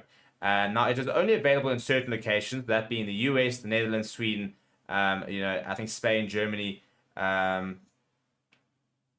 Then you'll need to use ExpressVPN if it's not covered in that region. And again, so what you do is you go on ExpressVPN, you go and select the United States, and then all you do is just turn it on. As soon as this goes green, it means that you are currently connected to a server in the United States.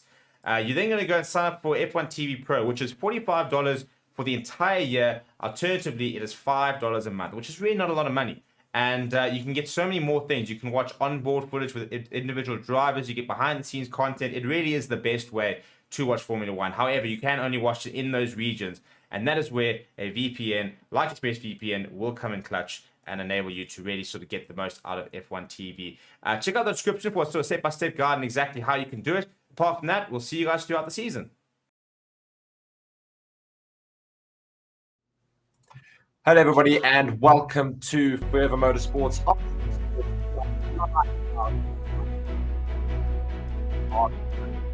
Practice 3 in Monaco, the famous Monaco Grand Prix, and just looking at some imagery here of the Marina Bay and all of the super yachts and yachts inside there, completely jam-packed here in Monaco for today's qualifying session later on, as well as the last practice session before we get on into that. And lots of things to look forward to based off of yesterday's 2 practices, Reese. And yeah, I mean, we're running the opening titles now, so we're very, very close to getting going with free practice 3. But what are you going to see in this practice, do you reckon? Well, I think we'll get a few more quali sims coming our way.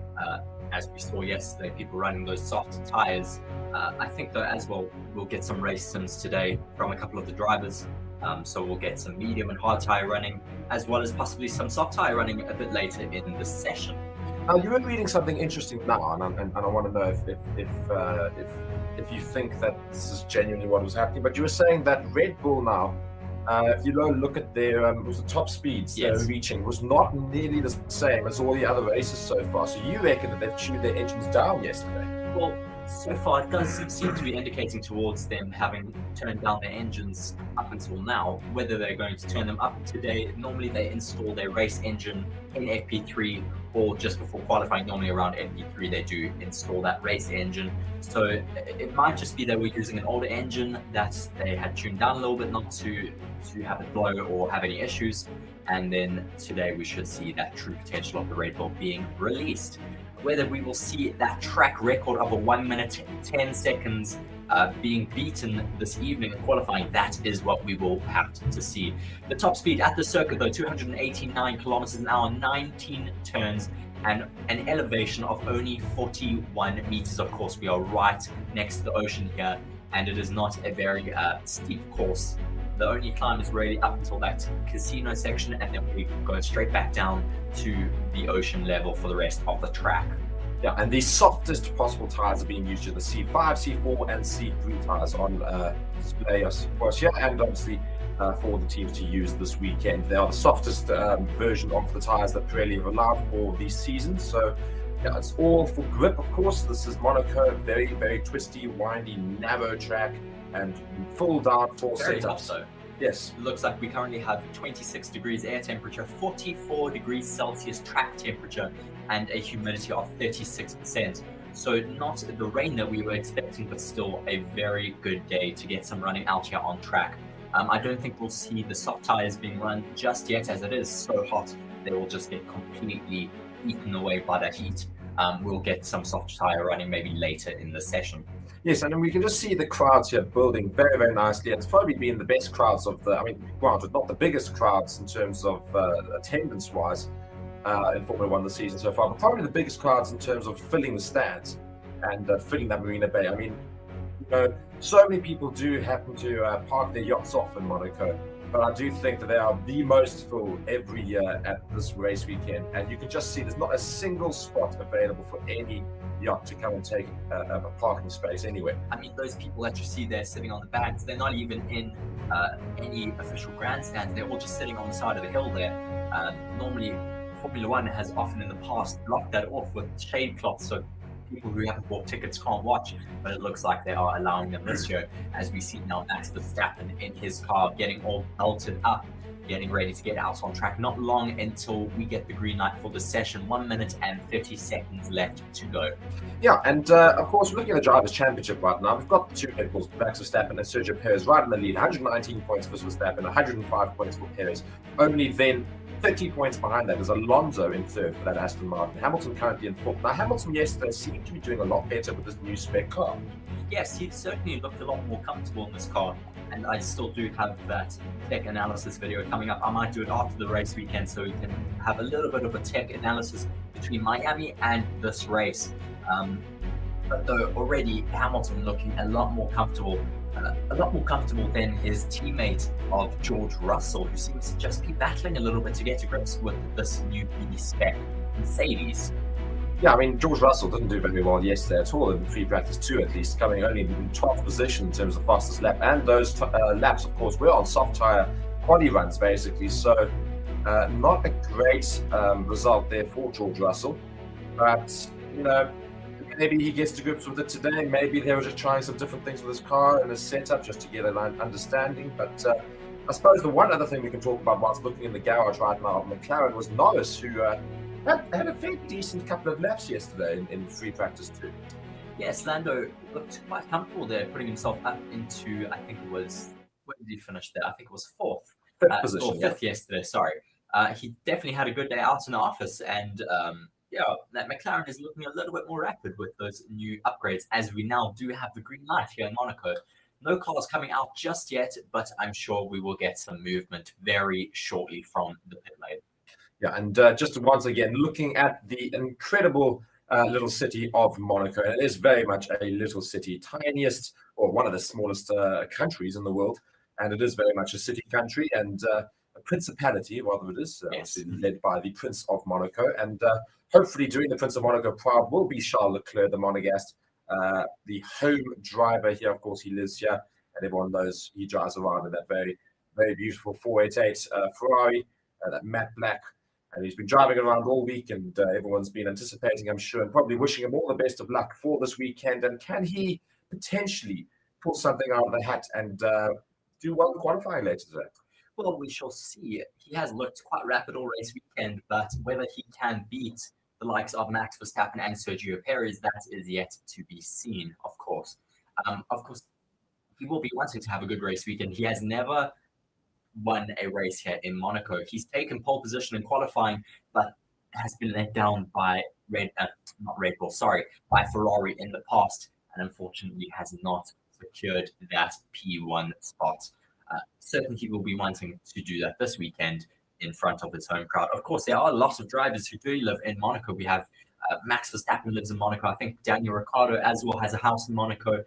Lando Norris as well. we all know why they have a house in Monaco. It's because it is a tax haven, of course, meaning that they can really benefit from their massive salaries and not have to pay tax on it. Yeah, and of course we are just in currently practice session 3, but no cars have made their way out We onto actually track. have Lance Stroll out on track. Yes, at the now we moment. do. We just had the first car enter now, so we'll start following that. As we see Logan Sargent not in any hurry, neither is Alex Albon to get going in the session. Both of them not even in their current gear as of yet, but we do see the Aston Martin of Lance Stroll, as he says, making its way through the tunnel section. Now a few cars making their way out onto track, so we'll start to see some times here.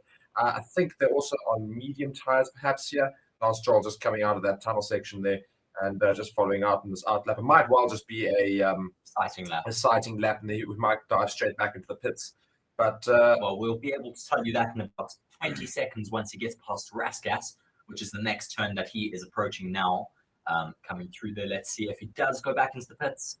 And Yes, straight he back does. into the pits. So his Correct, teammate was a sighting lap. Yeah, his teammate Fernando Alonso is also out on track right now, but I think he might well also dive back into the pits just for both of them, just to have a look and see as to what's happening there. It looks like they might be doing a pit stop practice here. If they do send him out again, so it's a poor pit stop. also looks like his right front brake is just smoking up a bit, as we see Fernando Alonso as well coming into the pits, and maybe they are practicing a double stack here. Yeah.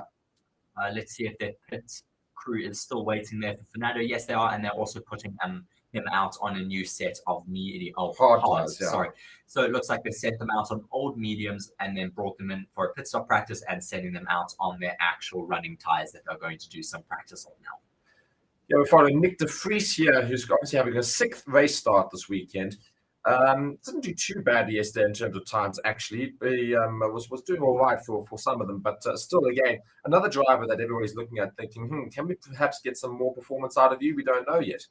Well, certainly there was a lot of expectation coming into the season for Nick de Vries. He is a Formula E winner, as well as he's done really well in the junior formulas, Formula 2 and Formula 3, and just has not seemed to find the pace so far this year, especially against his teammate Yuki Tsunoda, who we thought he would be able to outperform. Yeah, I mean, Yuki Tsunoda had been talked about as a very, very good driver that could potentially be one for the future. But obviously with the Honda engines coming in 2026, he's being identified, of course, being a Japanese driver for potentially taking those seats there for the Honda engines. So yes, well, Honda has, of course, they have invested a lot of money in Yuki, bringing him through the junior formulas and now securing him that race seat in AlphaTauri. They will certainly be wanting to take him across with them to Aston Martin, but whether they can afford to get rid of Fernando Alonso yet, that is yet to be seen. Whether he wants to still be racing past 2026, I certainly hope he is.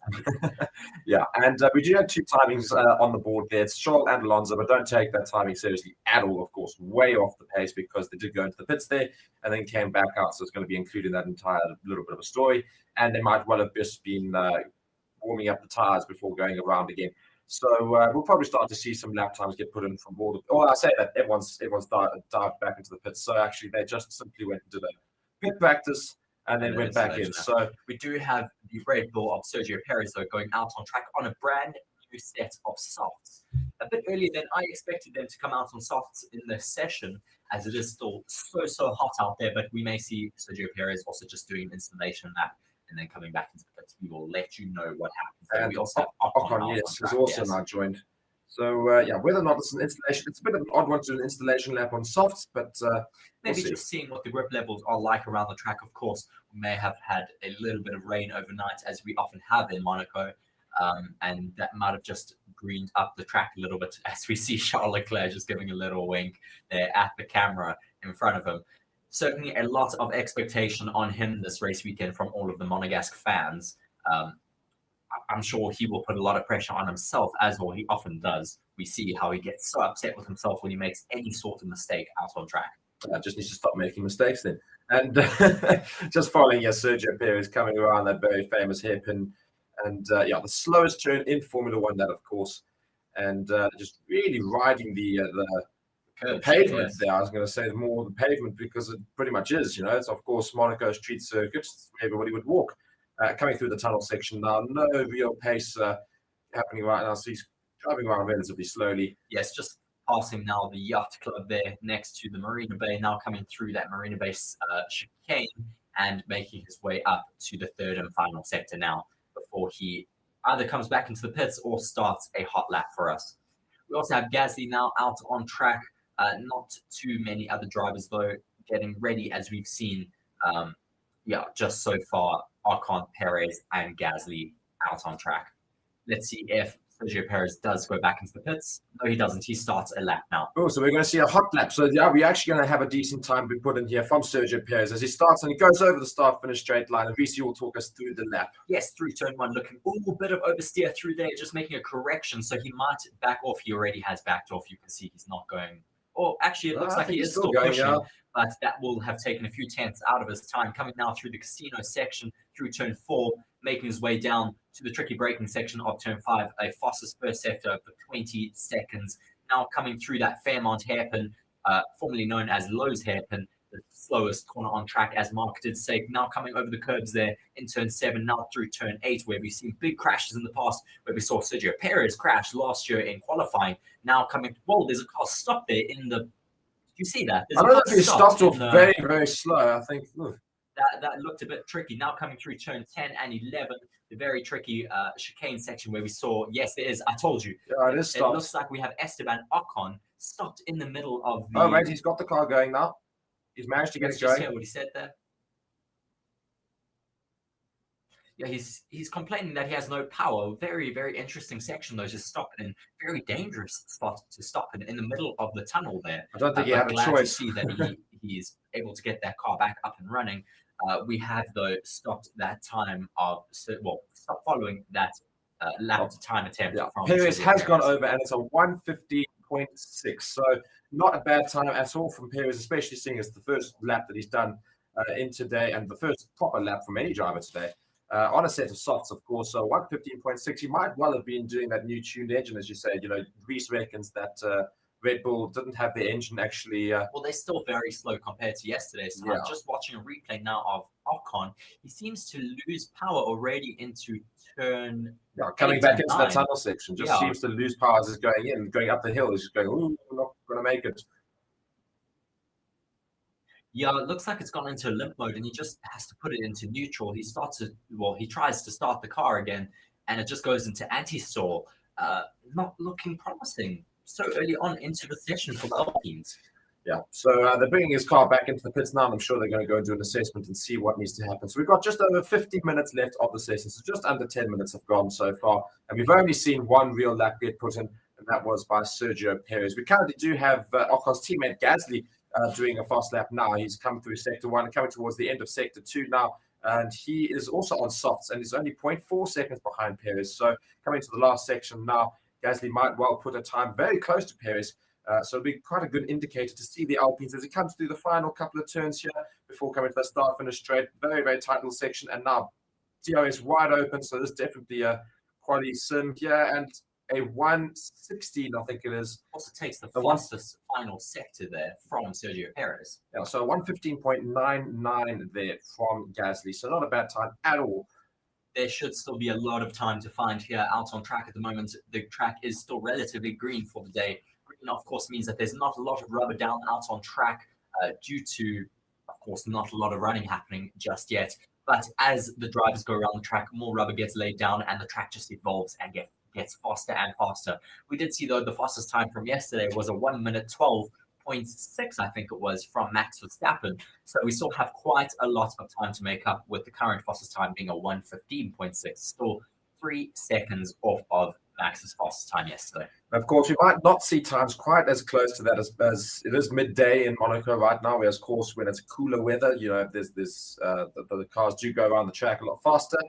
Following Guan Yu Zhou here, he also seems to be doing a quali sim here in that Alfa Romeo. So his first sector is just 0.1 seconds off of Perez. So not too bad at all for the Alfa Romeos. We do see Nick de Vries is currently just moved himself into third place after doing his own quali sim at 1:16.8. So quite a bit slower than the other two. Guan Yu Zhou now entering that tunnel section, and he will be motoring through there. He's got a little bit of traffic to deal with. I think it's of Sergio Perez. Can't quite see who it is. Yeah, it is Sergio Perez, and he's gone straight through there just to try and get out of his way as best possible. Guan Yu Zhou now coming towards the end of the first sector. Meanwhile, Bottas has put a new purple sector in sector 1. So we could follow his lap with quite a lot of interest as it comes towards, it's just 0.3 seconds off of Perez. We might, if you can try and find some time in this third sector here, see a new fastest lap for the day.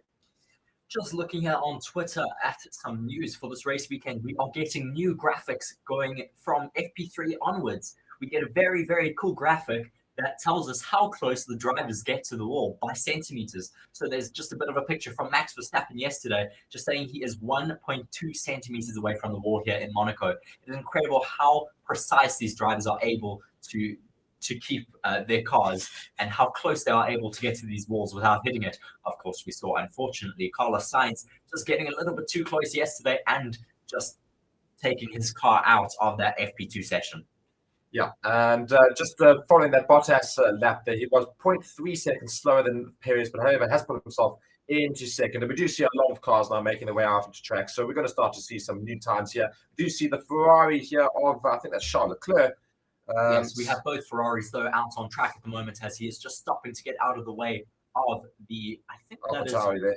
No, that was McLaren there. Oh, that's the McLaren, yes. It looks so similar. It's so confusing. We have cars with new liveries, and they all look so similar, especially the AlphaTauris and McLarens. Interesting that Bottas has gone and put the second fastest lap in for the day, just behind Perez, and has complained already. As Gasly now takes the fastest lap time away from Perez. Yes, indeed. And Bottas, they're just complaining about the track being quite a bit slippery still. Of course, not much rubber, as we said, on the track as of yet. So, still, not a bad time at all. As Charles Leclerc now lines up to start his quali lap here, his quali sim, rather. Yes, just watching a lap now from Charles Leclerc, as Mark said, looking neat and tidy, though, through turn 1, no sliding like we had from Sergio Perez, making his way now through the casino section, through turn 4, down that undulating and bumpy road to turn 5, still a little bit off the pace of Sergio Perez so far, as we see, I think, an FPV drone just passing the shot there. That'll be very interesting if we are planning on using that for this race weekend for some extra shots. Looking neat and tidy, though, through turn 8, now making his way through the tunnel section. Turn 9, and then approaching that downward braking section of turn 10, coming through the exit of the tunnel now into the light, left into turn 10, right into turn 11, and now making his way through to turn 12 into that push section, which is super, super tricky, where we saw Carlos Sainz, his teammate, losing it yesterday. Looks like he had a little bit of a hand of correction through turn 13 there, now through 16, 17, and 18 of Rasgas, and then into the final 2 corners now, looking personal best in the first 2 sectors, but not able to challenge Sergio Perez so far. Let's see where that puts him, and that puts him up into third. His teammate Carlos Sainz, meanwhile, his teammate Carlos Sainz there, just behind Sergio Perez's time there, 0.06 seconds behind Perez, who's putting a 1:14.99. So we're starting to head a little bit towards those closer laps. Interesting that everybody's doing soft tire runs at the moment.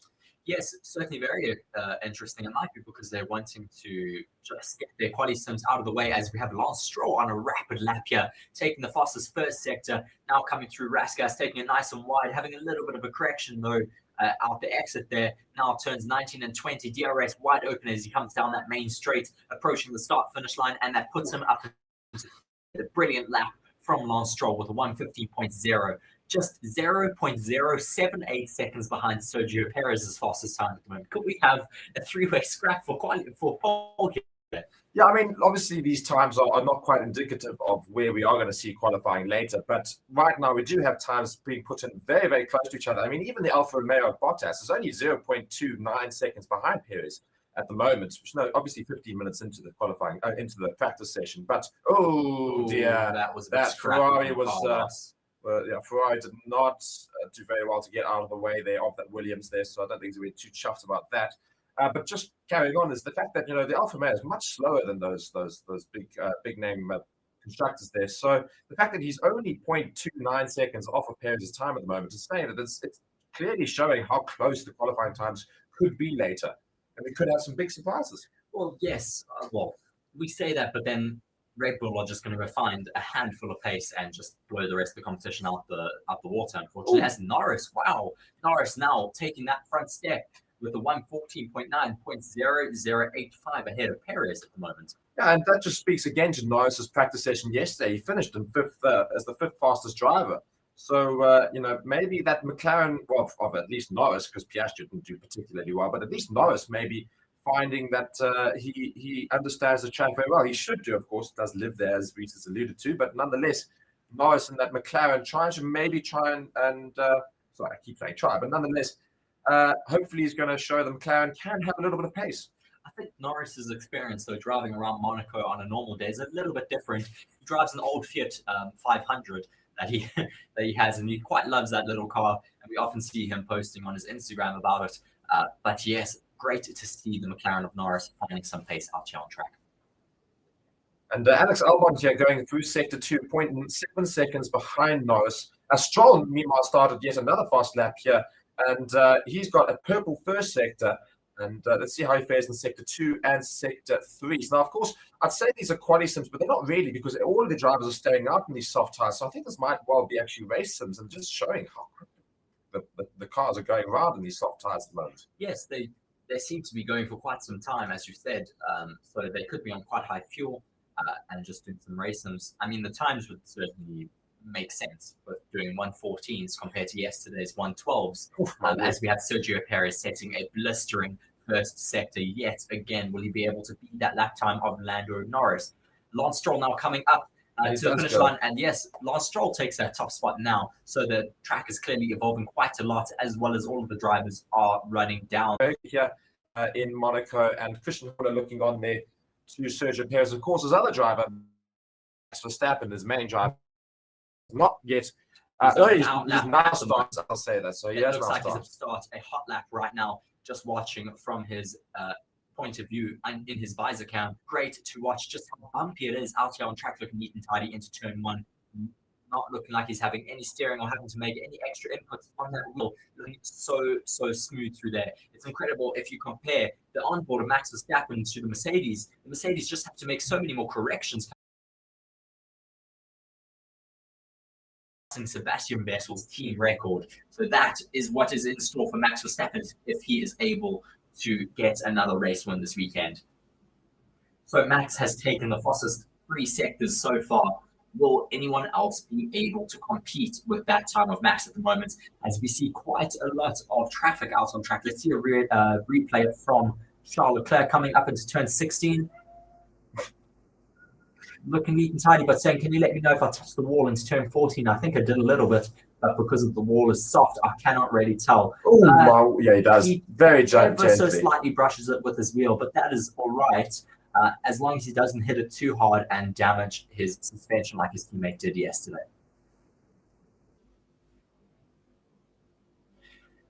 Watching a few other drivers now putting in some fast laps. Our top 5 for the moment. Interesting to see our top 3 are all Red Bull powered cars. Verstappen in first, Perez in second, half a second behind, and Tsunoda in third, 0.7 behind Max Verstappen's fastest time. Fourth place, we have Lando Norris, and in fifth, the wise old fox of Fernando Alonso. I certainly hope to be seeing him putting in some faster lap times throughout the session. As I say that, he has put in the fastest first and second sector. So a little bit of good timing there, I guess. Yeah, I say Fernando Alonso here. We're currently following on board with Russell, but Fernando Alonso currently could put in the new fastest lap, as we said. So we're just going to try and keep an eye on that. And he does. It does indeed. A 113.69, so about 1/10 of a second quicker than Verstappen around the entire track. He doesn't get a fastest third sector, but his first and second sectors were enough to put him ahead of Max Verstappen. So a fantastic lap there from Fernando Alonso. It's very close, though, between the front two at the moment. It's 0.097 seconds splitting those two. Max Verstappen, though, will surely be putting in another few fast laps. Max only having done 1 lap so far. Alonso and the rest of the grid having done quite a few race sims already. Now, interestingly enough, the one thing that's going to become a bit of a problem now for a lot of these races is the fact that we've got 19 cars currently out on track. So fast laps are going to be few and far between, because I think traffic is going to cause a real issue now around the track. So some of these drivers will be hoping some of them will go and dive into the pits. But the only driver not on track currently is Logan Sargent. But I was going to say the fact that the lap times currently are sitting at about 1:13.5 now, almost the quickest lap there for Fernando Alonso. So we're not really just as quickly as yesterday, seeing the quickest times from yesterday being put in now in this session. So could we see sub 113s later today? Well, we got 112s yesterday, so we Sorry still about have that, a yeah. little bit to make up towards that. But already, yes, as you say, already into the 113s, so we could see these lap times coming quite quickly as the temperature does fall. Now, you said earlier that the lap record of this track is a 1 minute 10. As Perez now takes that fastest lap time. Yes. Sorry to interrupt you there, Mark. But yes, Sergio Perez taking that first position away from Fernando Alonso with a 1:13.5, just 0.1 seconds ahead of Alonso so far.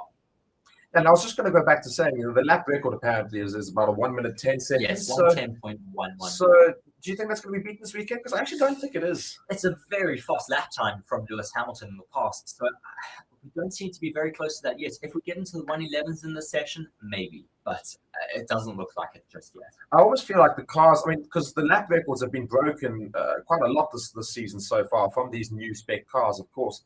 But I almost feel like Monaco is one of the tracks where it wouldn't be broken because these cars are maybe a bit too big for Monaco now, so it's not as easy to nip around. I mean, we have to take into consideration as well, of course, that I think the car that Lewis Hamilton took that record in was, I think, the W16.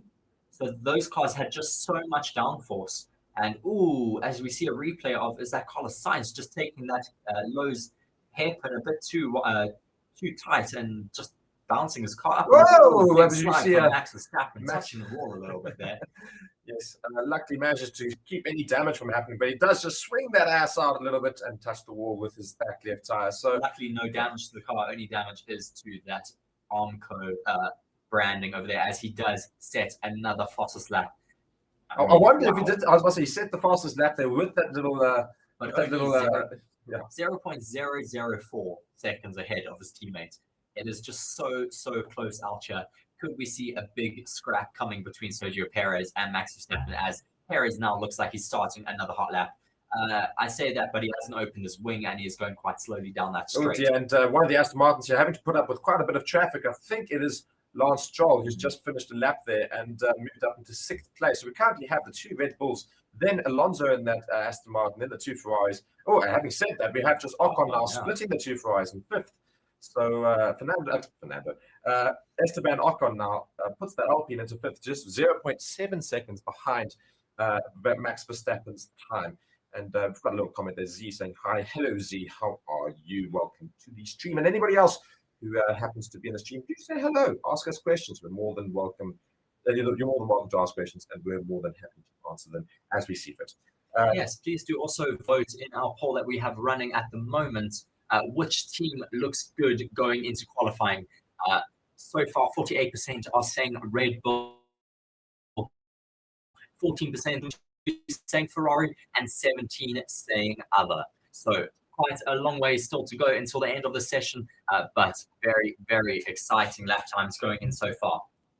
Indeed, and got about just over half an hour left of this P3 session. Of course, the last session for drivers and teams to go and make some adjustments to the car and get a good feel for what's happening. Then, of course, we'll hit into qualifying later. And, of course, you will find qualifying on the channel yet again.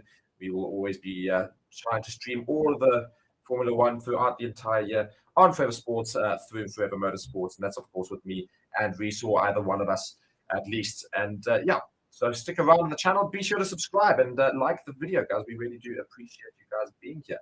And just watching right now, a lot of cars going around relatively slowly at the moment. We see, oh my word, Lewis Hamilton and the Red Bull right on top of each other right now. Lewis Hamilton being given the blue flag now so that the Red Bull can get past. I'm not sure if the Red Bull's doing a fast lap, doubt it very much. But so if he was, it got relatively right. Yeah. I think that is Max Verstappen as well. I think it was the one of Max Just Verstappen. looking at his sector times, he is not doing any personal best. So he is not on a hot lap at the moment. So no harm, no foul there. As we see George Russell looking like he is on the edge there a little bit. Let's see, his first sector is looking like a personal best for himself at the moment. Coming now towards that Lowe's hairpin. Let's see if he is able to increase his lead on his teammate. Currently, he is in 8th place, and his teammate is all the way down in 15th. Quite a bit of an interesting one there, the fact that they've shuffled from yesterday. Hamilton having found a lot more pace over his teammate yesterday, finishing in, I think it was 8th. 6th, I think. or 6th yesterday. Yeah, and Russell finishing in 12th. Now looking the other way around with Russell in 8th and Hamilton in 15th. Russell very close to Verstappen's time right now, just 0.1 seconds behind. So if he can find a bit of time in this last sector, he might put himself right up near the top, near Alonso's time perhaps, or even maybe challenging Perez, who knows. Coming into those last couple of sectors, as is Perez, who's going around right now. He's just finished sector 2 with the quickest sector 2, and Russell does move into 4th, so just behind Fernando Alonso there.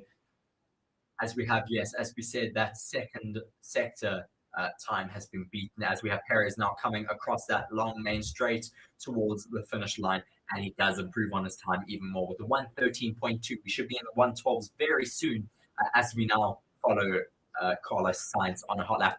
Max Verstappen, though, yet again on a hot lap, just it's coming like at all angles at this point. We have Verstappen on a hot lap, Sainz on a hot lap, Sainz, though, not putting in any not any purple sectors at the moment, personal best though for himself, so he may be able to move himself back up into 3rd position. Max Verstappen, though, going very rapid there out on track, 0.2 seconds up on Perez's time right now. We could see him very well going into the 1:12s. Yeah, it's definitely going to be a 1:12 lap for Verstappen. He's just coming into that final main straight. Now, Sainz has managed to put himself right into 2nd ahead of Verstappen, but Verstappen's about to go in this 1:12.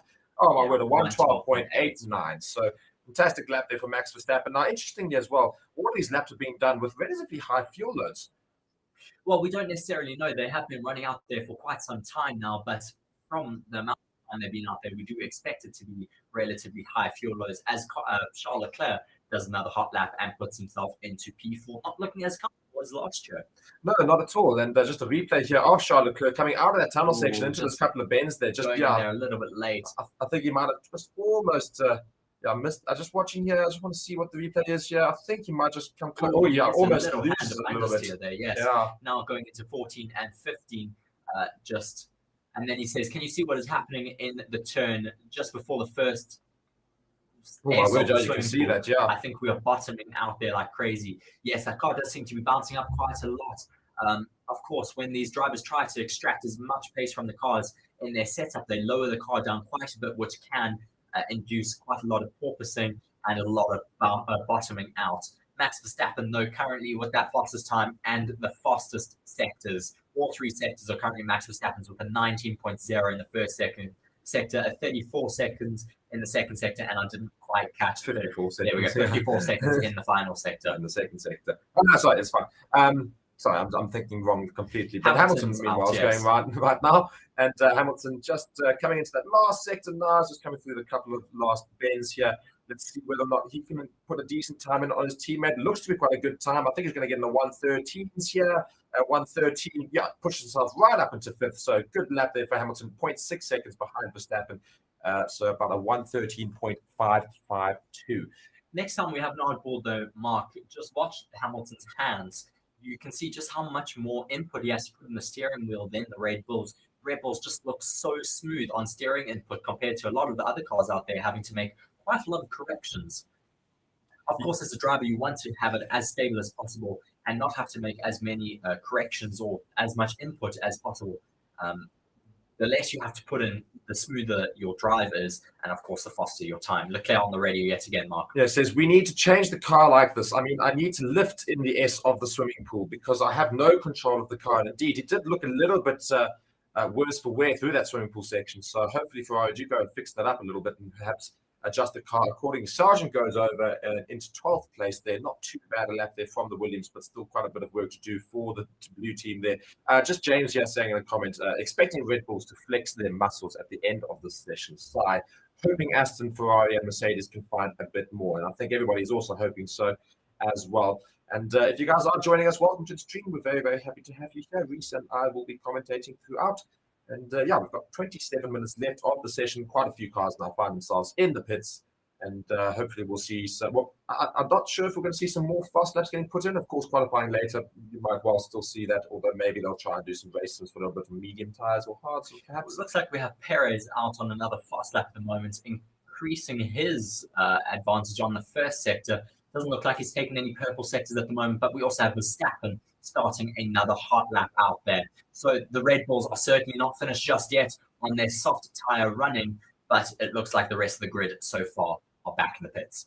Carlos Sainz, of course, went into the wall yesterday and currently sitting in third place. So even though this is very similar to yesterday, Max Verstappen setting a first fastest sector at the moment. So as I said, he is on another blistering lap out there. Sorry, Mark, carry on with what you're saying. No, it's all good. I'm just saying that with regards to Carlos Sainz, of course, he did go into the wall slightly yesterday, but seems to be finding quite good time generally anyway in all these sections. As we are following on board now with Max Verstappen getting so close to the wall in that Sergio second Perez, section. sorry. Yes, it is Perez, number 11.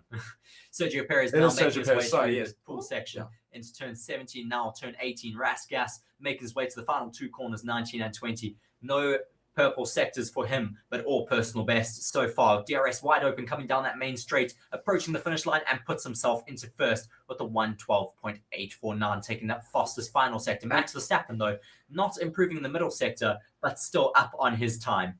Yes, indeed. The first sector was great. The second sector, not so much, but can he make it up in the third sector? Can he beat his teammate who's just put in the new fastest lap? He comes onto that main straight now. DRS wide open. Will he get over in a 1:12.5 perhaps? He does go quicker, 1:12.7. So not too bad at all from the Dutchman. And Red Bull's currently very firmly in front with the Ferraris 0.6 seconds behind their counterparts. So, yeah. Yes, as James said there in the comments, the Red Bulls just seem to be flexing their muscles a little bit already in this session. And of course, you have to think of it. They are on old, soft tires at this point. They have done multiple laps on these tires and are still able to extract quite a lot of pace. Just watching a replay here from George Russell. Just watch his hands here, Mark. Look how much he hits the wall. He hits the wall on the left, Joe. He hits the wall on the entry to Rasgas. I hit a hefty wall. I had a hefty hit on the wall entry of the penultimate corner. I think it's okay. Not looking very comfortable there from George Russell, but luckily not causing any damage to his car that we have seen as of yet. Yeah, it seems to be fine. He says there doesn't seem to be any damage, but I think that is George Russell now being brought into the pits, so I think that's just going to go and have a look. It shouldn't be too bad at all. Just 25 minutes left of the session, so still quite a bit of time here for the drivers to get around, but we've seen some very, very quick times now being put in, and the Red Bulls there of Max Verstappen and Sergio Perez very much ahead of the rest, the only ones in the 112s. Meanwhile, the two Ferraris of Carlos Sainz and Leclerc in the 113s, Hamilton in 5th, and Aston Martin, Alonso 6th, Russell in 7th, Ocon 8th, Stroll in 9th, and Bottas in 10th. Currently, we haven't really seen any of the Haas's go out today, and Magnussen's currently in 18th and Hulkenberg in 20th, and really not doing particularly well today. And Norris and Piastri for the Norris, but a decent lap in earlier, all the way down in 16th and 17th. Though I don't think we've seen too many laps, as we do see a lot of work being put on the cars in the McLaren garage. So perhaps they're trying to fiddle around and get a better setup. We still have Hamilton out on track. Not many drivers still driving around, but hopefully Hamilton can show us a little bit more pace from that Mercedes coming through the tunnel section now, approaching turn 10 and 11, the left and right-hand chicane, looking comfortable through there. Doesn't look like he's on much of a hot lap, though, but just going over who is currently out on track. We have Lewis Hamilton. This is going to be quite quick. Lewis Hamilton. Gets taken. We've got Lewis Hamilton, Gasly, and Albon currently out on track. Nobody else. Just watching a replay here of Hamilton with so much traffic, I think, in the way as well. But I think does he nick the wall a little bit? Let's just watch here into turn 1. 17 centimeters away from that wall. Just getting that new graphic from AWS. Quite a fun graphic that we should be seeing quite a lot this weekend, just telling us how close these drivers are getting to the walls. Max Verstappen yesterday getting 1.2 centimeters away from one of the walls there. But now Lewis Hamilton into turn 1, just 17 centimeters away. I think that's nothing from Verstappen. I mean, Sainz got 0.0 centimeters away from the wall. Negative from the wall yesterday. He was a negative 5 centimeters from the wall yesterday. So I think Verstappen's got a lot of work to do. You can find a few more millimeters. But yeah, I see you've got quite a few people watching us, guys. So be sure to subscribe to the channel, like the video, and comment. Let us know what your thoughts of this practice session so far. I mean, are we just rolling our eyes at yet again more dominance from the Red Bulls, or do we think that the Ferraris and Aston Martins, Mercedes perhaps can find some more pace and maybe make qualifying very interesting? Of course, Alonso hasn't been out for a little while now, and he was putting in some very fast times and challenging the Red Bulls for those fast times. But then when the Red Bulls started going, Alonso did actually make his way into the pits. So perhaps there is a bit of pace to be found in the Aston Martin. Yes, I certainly hope so. I mean, I would like to see them being competitive here this weekend, but it just looks like they're a little bit off the pace at the moment. Hopefully, as you said, we haven't seen him out in a little while, but hopefully we'll be seeing him put in some more fast laps very Oh, soon. my word. Pierre Gasly right on the limit at the moment through turns 15, 16, and 17. Now approaching that Rasgas turn 18, now 19 and 20, coming down the DRS straight now to finish up this lap. This should put him up a little bit further, yes, as it puts him up all the way into 6th. Very good lap there from Gasly. Really, really close to the wall some of the times there. But yeah, the Alpine of Gasly now into 6th, just behind Hamilton there. Alonso now moving down into 7th place. But of course, I say he has been in the pits for a fair while. And I reckon teams will start to just take a little bit of a break here, as we do see most of the cars in the pits. They'll just take a little bit of a break, have a little bit of work on the car just to get the absolute best setup for qualifying later before going and doing some more simulations towards the end of the session. I'm sure we'll see the times get beaten right near the end, of course, as everybody tries to get the quickest possible qualifying setup before qualifying later. And just following here, Ferrari has made its way out on track here. It is, it's not Ferrari, it's Valtteri Bottas, sorry, in that Alfa Romeo. I think, is he starting a fast lap? He's going around very gingerly. Yeah, I think he is starting a fast lap now. DRS wide open, so we're going to follow along with Valtteri Bottas here. Looks like he's got some new soft tires on at the moment, so he may be wanting to do some quali sims now. He might be on low fuel, so let's watch his sector times mark. Yeah, perhaps this could be this could actually be, depending on how high the fuel is in Bottas' car with brand new softs.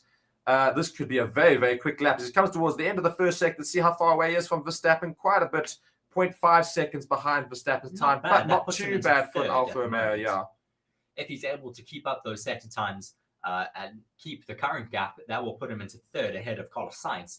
The gap from Carlos Sainz at the moment to Max Verstappen is 0.6 seconds. Just shows how big that gap is from the Ferraris to the Red Bulls at this point. Now, Valtteri Bottas just coming out of the tunnel section now and coming to that Marina Bay, of course, wide in the sun there and all the yachts looking on. Comes towards the end of the second sector. Let's see how he fares. Logan Sargent just complaining there on the radio saying, I'm driving around with just straight static in my ear. That cannot be very comfortable for the driver when you're trying to concentrate. Of course, all of the drivers have earphones in their ears so that they can talk to the pit wall there as Bottas now comes to finish up his lap. Yeah, Bottas is going to finish his lap here. He moves up into 9th. Not too bad. 1 second off of Verstappen. But more importantly, Stroll now starting a fast lap on, I also assume, a new set of softs. And he's going around. And he's only 0.1 seconds behind Verstappen at the moment from that first sector. So this could be a very, very quick lap, perhaps moving ahead of the two Ferraris if he can nail this section here. And he does. And gets very close to the walls there. He's coming towards the end of the second sector to see what sort of time he comes in. He's really motoring around here. And yeah, he gets a new purple sector in sector 2. I thought so.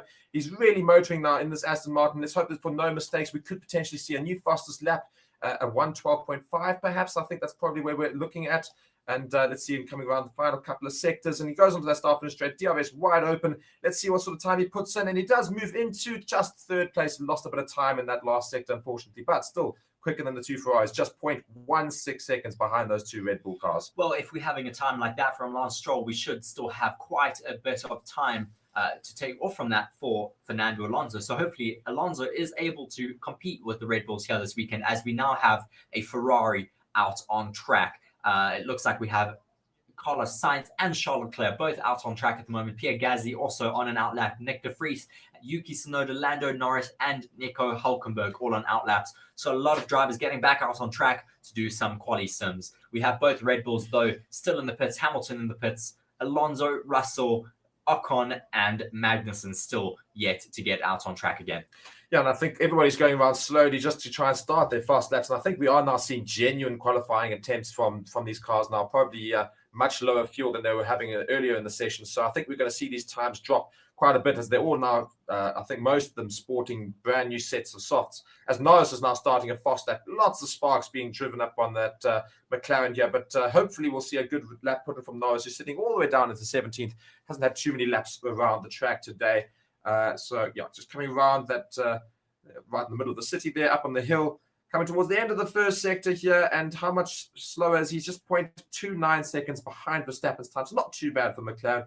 Hopefully he'll find some more time in that middle sector. We have seen that a lot of cars seem to be doing quite well in the middle sector. Not to say that Red Bull aren't the fastest there. They are certainly, but we do see most cars make up a bit of time in that second sector. Norris looking quite good at the moment with that personal best first sector. Of course, let's see what he can do now coming to that Marina Bay chicane. Oh, he's he having just to give runs up. it completely. And that's going to be he's going to have to abort that lap as he doesn't manage to make the turn. I think he locked up too badly, or perhaps just took it way too late and just went straight over. So that's going to be an aborted lap. So meanwhile, we're going to be on board with Sainz, who's also going for a very quick lap here. He's got a new personal best in Sector 1. Let's see how far up he can get compared to those two Red Bulls. And Stroll now obviously sitting in third, just coming out of the tunnel section now.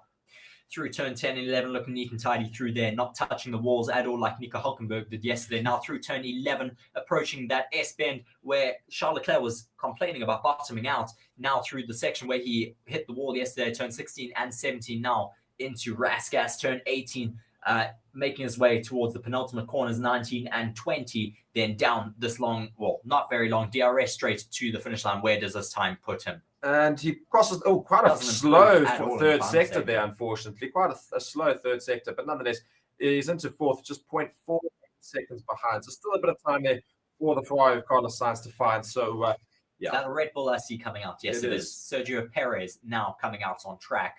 We should see some fast times as we see those sticky, shiny, new soft tires on the car of Sergio Perez. Yeah, I think we could see some very, very fast times being put in from the Red Bulls now, as you say. Sergio Perez making his way out track. Lots of cars now out onto track. So it's going to be quite a lot of traffic to have to deal with and put up with. And yeah, that's another thing for these drivers to try and put up. Oh, he's having a big slide into turn 1. Watching the replay there, he really, really does have a massive slide there. Just watching that rear tire almost graze the wall there. And I think it almost does, but does well to actually keep it out of the wall. So unfortunately, those are going to wreck those tires a little bit for this qualifying attempt here. And just watching some replays of these cars getting so close to the wall here. I think it's the Mercedes of, oh my word, Lewis Hamilton. Just shows the class and the experience he's got, getting so close to that. Must be at least a centimetre. I mean, that is ridiculous how close he got there. And just seeing Fernando Alonso here gearing up to start a fast lap. Now, this is what we are all really, really keen to see. As he comes around the final two bends, puts all the power into the car, DRS wide open, and let's follow Alonso. Yes, looking like he should be in for quite a good lap compared to his team. Oh, no, mine's going to have to give up straight away. Yeah, he has already backed off there. He had a bit of a slide there through that corner. Actually, no, he's still keeping it on the limit. Now through turn 3, approaching that casino section. Now through turn 4, approaching the Red Bull of, I think that is Max Verstappen, and he's already so far down on his first sector time. I was going to watch that with such anticipation, and he's still going to go for a fast lap here, I think, Fernando Alonso. I think he's still going to try and put in a decent lap just to see what he can do in the other two sectors. But yeah, just very similarly to Vries. He just almost lost it in that first corner there, just sliding out a bit. De Vries? Albon? That was De Vries. Was it De Vries? Earlier, now. Oh, okay. Yes, Alex Albon, of course, had that massive accident in FP1 yesterday where he had a massive moment of oversteer and just completely shunted his car into the wall. Leclerc came out and has now gone straight back into the pits, possibly trying to fix those issues on the Ferrari, and still not necessarily happy with the setup of his car. Kevin Magnussen, though, promotes himself all the way up into 10th position ahead of his teammate Nico Hülkenberg.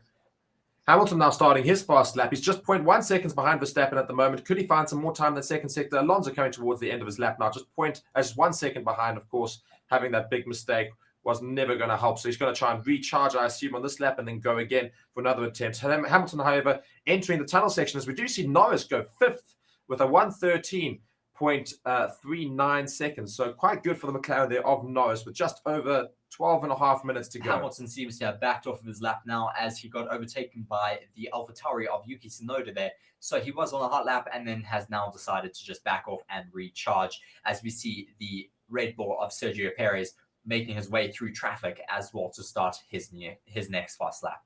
Logan Sargent, though, I don't think he's on a hot lap at all. He's going quite slowly. I don't think he's going on. I think most of the drivers have pretty much given up on their lap this time. A whole lot of people watching us, so welcome. Ryan D saying happy that Lando got a good time now. Indeed, Lando's put in a decent time there. It's still, unfortunately, I don't think it's going to be very competitive. Oh, my word. Is that Carlos Sainz? Yes. Sergio Perez on a hot lap coming through the first sector after turn 1 just catches a lot of traffic. As you see, Max Verstappen absolutely on the limit here, putting in a personal best in the middle sector, but a yellow first sector. A white flag being shown there from everybody. Just trying to see whether or not Verstappen's going to get a decent time in here. I don't think he's going to get a very good time. He got a slow first sector, not a brilliant second sector, and to be fair, it's not that far off. 0.045 seconds off of his fastest time for the day. I think he may have also yellow flag now in sector 1. I wonder who that is for. Still waving. We shall let you know as soon as we see who has caused that.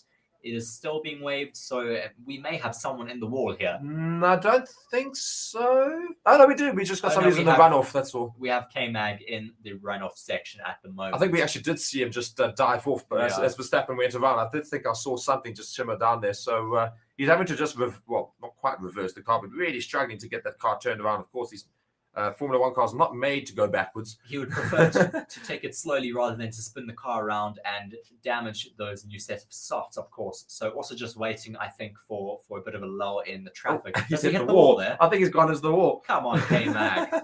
That's not how you do it. I think he's just reversed straight into the wall. Hopefully it hasn't damaged his wing by doing that, because that would be... Oh my word, this is the slowest turnaround I've ever seen in my life. K-Mag is doing comedy. A 3-point turn here in Monaco. Is he retiring though? No, he's rolling it back again. Is he going to hit into the wall? This is going to be quite funny. Cameron. My word, we're really struggling here to get around, and hopefully he's taken enough time behind it. He does still have drive, so now he is leaving that runoff section. Doesn't look like there's any damage to the back of that wing from him rolling into the wall there. No, but interesting, he had a little bit of green on his tire, so I don't know where that would have come from. It might have been just from the curbs, possibly. Yeah, indeed. Or maybe just some Rolex branding on the side there. Let's just watch a replay there. Yeah, as I say, I thought I did see a car just take it off here. He just locked up a little bit there and just chose to go off into that runoff area, but took forever to come out of it. So very interesting that. Just 10 minutes to go in this session there. Sam is asking for a shout out, so there's your little shout out, Sam. And so when is Lewis going to go on a fast lap? He was going, but he had to abort on that fast lap. So we'll see how he fares. I think there's a lot of cars currently out on track, just 2 cars not. Stroll and Hulkenberg, the only ones in the pits at the moment. Just 10 minutes left. We're going to see some very quick laps be put in now. As Alonso now gets going with his proper fast lap attempt, of course, his previous one getting done by this first corner. This time, no problems whatsoever. Neat and tidy, no sliding from the rear of his Aston Martin. Yellow flag in sector 2. Who is it now? Is it Kevin Magnussen? That's Kevin Magnussen again, so I think he's got problems with the car. He's stopped on track. Just approaching that tunnel section, he is in turn, I think it is 9 or 8 at the moment. Yes, turn 8 at the moment. He is stopped on track there. We might have a red flag. No, I think it's going to be a red flag because he's not moving that car whatsoever. So that's going to be very upsetting because now we're not going to see those quick laps right now. He's stopped. Yeah, I think we might have still some time if they are able to recover this car quickly. There is a it's a little recovery zone. They can hopefully push this car out the way. We should be back quite soon, and we actually safety car. We actually had Fernando Alonso setting the fastest first sector, which is quite upsetting, of course. That's so upsetting. I was hoping we were going to see Fernando Alonso do exactly that and go put a new fastest lap. And Kevin Magnussen, unfortunately, at a stop, and a virtual safety car has been called, which I've not seen very much of in practice sessions. No, we don't often get a virtual safety car in practice, but I think it is because there is no debris out on track. His car should just be able to be pushed possibly backwards. There's a recovery zone behind him and a recovery zone in front of him. The one behind him is a lot closer as he is just under the bridge there, very close to the McDonald's there in Monaco. I have been there before. Quite nice. The concept of a McDonald's in Monaco is hilarious to me. Well, the poor people have to be able to afford something, Mark. Yes, I know. And just whilst we've got a little bit of a virtual safety car here, so not many laps are going to be put in, which is very upsetting. We're just going to wait for the car to be rolled back and then we'll get going again. It was so upsetting. I was hoping to see a Fernando Alonso go and put in a new fastest lap in. But nonetheless, we've got a whole lot of people watching here, 530 of you guys watching. So welcome to the stream. Be sure to subscribe to the channel, like the video, and you're watching me, Mark, and Reese, of course. You see our names just below us there. And welcome to the channel, of course. Be sure to subscribe and have a chat with us, guys, of course. Yes. We are here to also engage in conversation and just to commentate as needs be for this Grand Prix in Monaco. And lots of very interesting things happening this weekend. And the Red Bulls, for that they're looking very strong. If they don't manage to get some decent times and right near the end of the session, the times are going to look very, very close. Yes, I think they do still have quite a lot of time on their hands, of course, having set their fastest times at the moment on old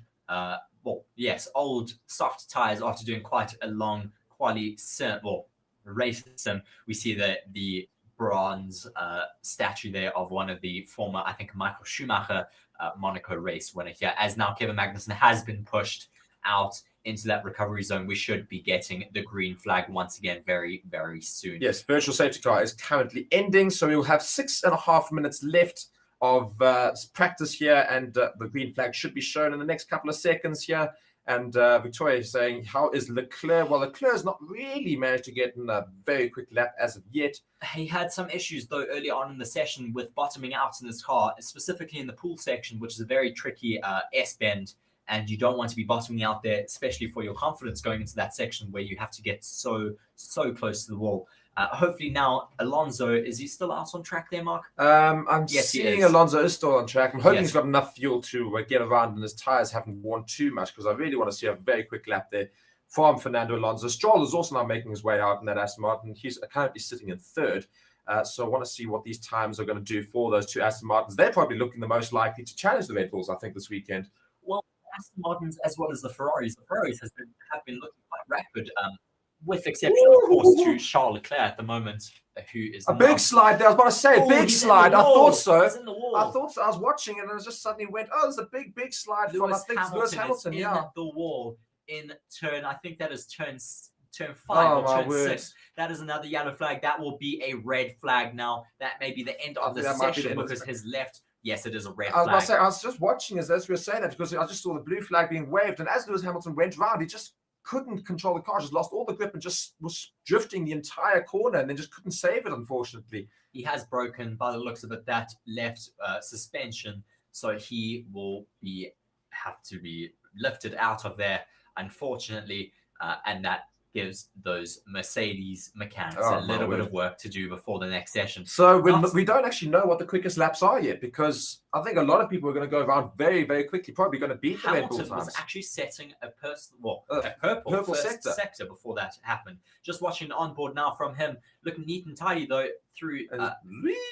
He just gets a handful of oversteer and then has to correct it, and just is not able to keep it out of the wall, unfortunately. I don't actually think he does too much damage. Just looking at the tire, there doesn't seem to have turned completely. I think, I mean, just a little bit damage, but not too much. It may be a broken suspension, which luckily isn't too much of an issue, but I can't really see too much. That the camber of that wheel does look different to his right wheel, so it may be broken through there. Just watching an onboard of, I think it is Alex Albon through there, who gets overtaken and then just watches Hamilton, go into the wall there. Oh dear, Hamilton. Oh no, not a great way to end the session, but I think putting a purple first sector there, I think is speaking to the fact that, maybe there's quite a lot of pace for all these cars to find. So we actually don't know what could happen in qualifying, because faster sectors were set by Stroll as well, and Hamilton.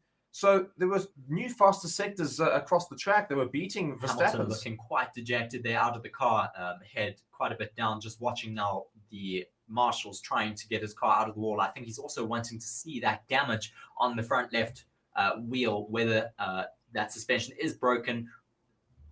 Just trying to get it up on a jack at the moment, as it is in quite a difficult to recover place at the moment. They are too far away from the crane and still a little bit far away from that recovery zone. And of course, now with those wheels facing in opposite directions, they're not really able to push it out the way. Indeed. And a whole lot of comments here just saying, is it a very bad crash? No, it's not a particularly bad crash, but I think his left suspension is probably a little bit broken there. So a little bit of work from Mercedes to go and do there on Hamilton's car before qualifying later. And of course, you guys can catch qualifying on the channel, Forever Sports and Forever Motorsports. And me and Reese will, of course, be doing that. And shame. Hamilton, unfortunately, causing a red flag there after having put in a purple first sector. And also Stroll putting a quickest second sector as well. So, lots to drive for later in qualifying. Yes, still a lot of unknowns, especially with the likes of the Ferraris as well as those Aston Martins. Lance Stroll looking quite rapid, though, as you said, behind those two Red Bulls at the moment. Certainly not the Aston Martin we were expecting to be in third, but with only 2 minutes and 25 seconds left of the session, I do not think we will be getting it back underway, unfortunately, due to that crash from Lewis Hamilton. Big news at the end of FP3. It looks like we often have a crash at the end of practice here. Yeah, I know, it's just a bit of an odd one. We've had it in all three sessions. Just right near the end, about the last 15 minutes, we suddenly have a crash. Albon was the first one in FP1. Yes. Then we had Sainz in FP2, and now Lewis Hamilton in FP3. So yeah, very, very interesting. And yeah, race control has just confirmed the session will not be resumed. So that is the end. Just watching here a replay from Oscar Piastri. What did he do? Did he get a bit slidey through turn? No, just a bit of a replay, just showing how close he gets to the wall there. He gets 12 centimeters away from the wall in turn 1.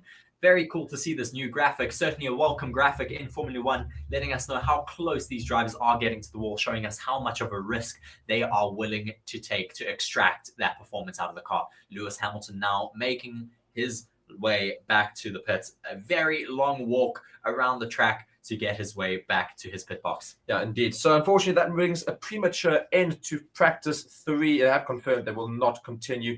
He's just looking on at his car there, seeing whether or not it's all good, just watching on from there. Now continuing his walk. So, yeah, unfortunately, Lewis Hamilton ending that session there. And just to recap quickly, Verstappen has gone round quickest, but I think we would have seen quicker laps be put in had there not been that virtual safety car for Magnussen, as well as the red flag now of Hamilton. I do think Alonso was probably going to go around very quickly. He originally set a fastest first sector, then Hamilton did, and then before Hamilton went into the wall there. So, yeah, we don't actually quite know exactly what's going to happen in qualifying, which makes it quite exciting, of course, for later. And somebody's asked there in the comments, when is qualifying? It is at 4 o'clock our time here. So that is in 2.5 hours, I think it is. Yeah. 2.5 hours time. So in 2.5 hours time, we will have qualifying. So be sure to check the channel. I think we are going to go straight on to our next stream as well. So be sure to check that out. And we will get to watch some more racing later. So thank you guys so much for watching. Of course, just watching one more replay of Lewis Hamilton here coming through that first sector, doing so well, and then getting that overtake there for the blue flag, and then just just gets a massive hand of oversteer and then has to make a correction and is just not able to keep it out of the wall, unfortunately. Very unfortunate for him on that hot lap, setting the first fastest sector. He is now walking back to the pits. He should be walking the other way. He could go and just sit on a yacht and take a bit of a break like Kimi Raikkonen often did. Yeah, no, that front suspension is definitely broken, unfortunately, for Lewis Hamilton. Little bit of work to do for the Mercedes mechanics before qualifying, but luckily not too much damage, with just probably one piece of suspension being broken. Yeah, and I mean, that brings an end to the session. And winners of the session, I'd probably say Aston Martin are right up there. They did very, very well that session there. Obviously, Red Bull, we know that. Oh, my word.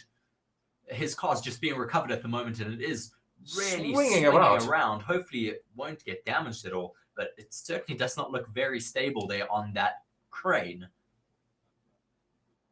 I don't think it was meant to suddenly be jerked like that. I think it went up quite quickly and then really is swinging quite a lot there. So now it's managing to slow down a bit. Normally they have guide ropes on them to keep them a little bit level so they can carry it out slowly. The Mercedes mechanics not looking very enthused. I think they had a little bit of a laugh. I think they had a little bit of a laugh at the manner in which the car was lifted. It really is the flying arrow here of Mercedes is really quite high up here. Just watching this is quite hilarious. I'm sure a lot of the teams will be getting a good look though underneath the floor of this car. I'm currently trying to get a good look here as they go to a FPV shot. This is hilarious. This is great fun to watch. I mean, imagine looking out your window and you have a Mercedes right next to your apartment. Oh, you know what the memes are going to come from this? It's going to be like, hello. This is hilarious. Oh, my word. Hoping that there will be a few photographers there getting some shots underneath the car. We haven't had very many shots underneath a Formula One car, so I'm sure a lot of people will be trying to get a bit of a snapshot underneath, especially the likes of the other teams, photographers for sure. I mean, this car is very high up in the air. I mean, this is quite hilarious. I mean, that must be at least 50 meters up in the air. Yeah, I mean, so that's hilarious. So, very, very interesting and unfortunate end to the session, though. But thank you very much for watching. It has been great to bring this session to you guys. I've been Reese. Mark has been Mark, though, and we have been here on Forever Sports, streaming for Forever Motorsports. Yeah, catch us later, of course, for qualifying, and don't go anywhere otherwise. And we're going to be doing a review very shortly as well. So, guys, thank you so much for watching. Bye.